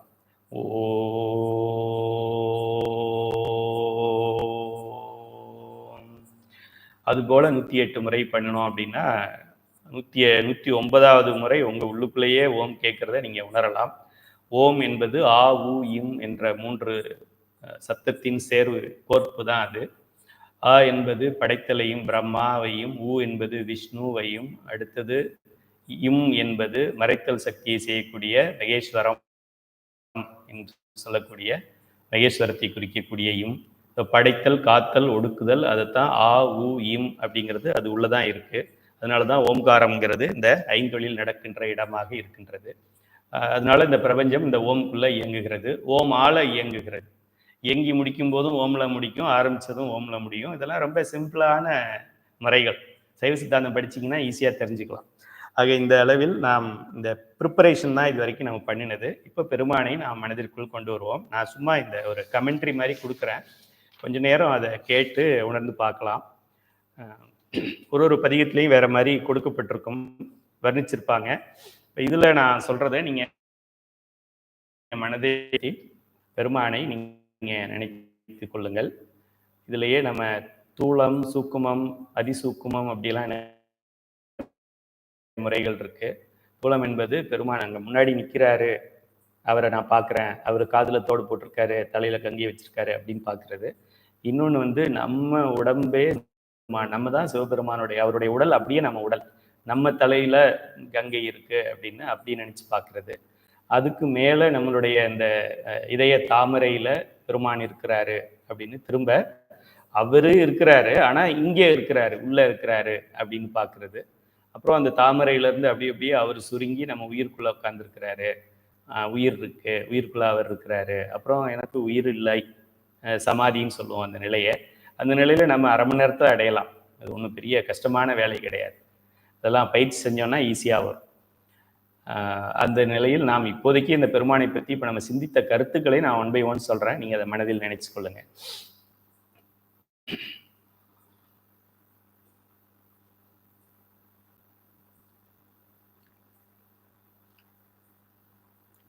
நம்முடைய ஆணவ மலம் நம்மை விட்டு விலகி நாம் தூய்மைப்பட்டு இந்த தூய்மையினால் சச்சித் ஆனந்தம் என்று சொல்லக்கூடிய, சச்சிதானந்தம் என்று சொல்லக்கூடிய, பேரின்பம் என்று சொல்லக்கூடிய, வீடு பேறு என்று சொல்லக்கூடிய, முத்தி நிலை என்று சொல்லக்கூடிய, சிவானந்தம் என்று சொல்லக்கூடிய சிவமாகவே நாம் ஆகுவதற்கு பெருமான் எண்ணற்ற பிறவிகளை நமக்கு கொடுத்து, ஒரு பிறவிகளிலும் நமக்கு அனுபவத்தை கொடுத்து, அதில் ஈட்டிய வினை நல்வினை தீவினைகளுக்கு ஏற்றாற் போல் அடுத்த பிறவியை கொடுத்து இந்த வினைகளின் மூலம் இந்த உலக வாழ்க்கையின் மூலம் இந்த உலக வாழ்க்கை நிலையற்றது, இந்த உலகில் நாம் நிலையானது என்று நினைத்ததெல்லாம் நிலையற்றது, நிலையற்றது என்று நினைத்த சிவபெருமான் மட்டுமே நிலையானது என்பதை இந்த உயிர்கள் இறப்பதற்கு முன் தெரிந்து கொள்ள வேண்டும். இறந்தவுடன் அனைத்து உயிர்களும் தெரிந்து கொள்ளும், அது ஒன்றும் சந்தேகம் இல்லை. இறந்த உடனே தெரிந்து கொள்ளும். அடாடாடாடா, நீங்க உதவிக்கு நிற்பீங்கன்னு நான் எதிர்பார்க்கல. நான் எதிர்பார்த்தவங்கலாம் வீட்டில் இருக்காங்க, தெருவில் இருக்காங்க. வீடு வரை உறவு, வீதி வரை மனைவி, காடு வரை பிள்ளை, கடைசி வரை சிவபெருமான். இப்படி நீங்கள் எனக்கு இவ்வளோ தூரம் என்னை ஃபாலோ பண்ணிக்கிட்டு இருக்கீங்கன்னு தெரிஞ்சிருந்ததுன்னா நான் உங்களையே ஃபாலோ பண்ணியிருந்திருப்பேனே சாமி. இப்போ என்ன பண்ணலான்னு சொல்லுங்கள். ஒன்றும் பண்ண முடியாது, முடிஞ்சு போச்சு, அவ்வளோதான், நமச்சிவாய், அடுத்த பிறவியில் பார்க்கலாம், ரெஸ்டட் அப்படின்னு சொல்லிடுவார். அப்படிப்பட்ட பெருமான் நமக்காக இந்த 5 தொழில்களையும் புரிகின்றார். நமக்கு தனு கரண புவன போகங்கள் சாதாரணமாக இல்லை.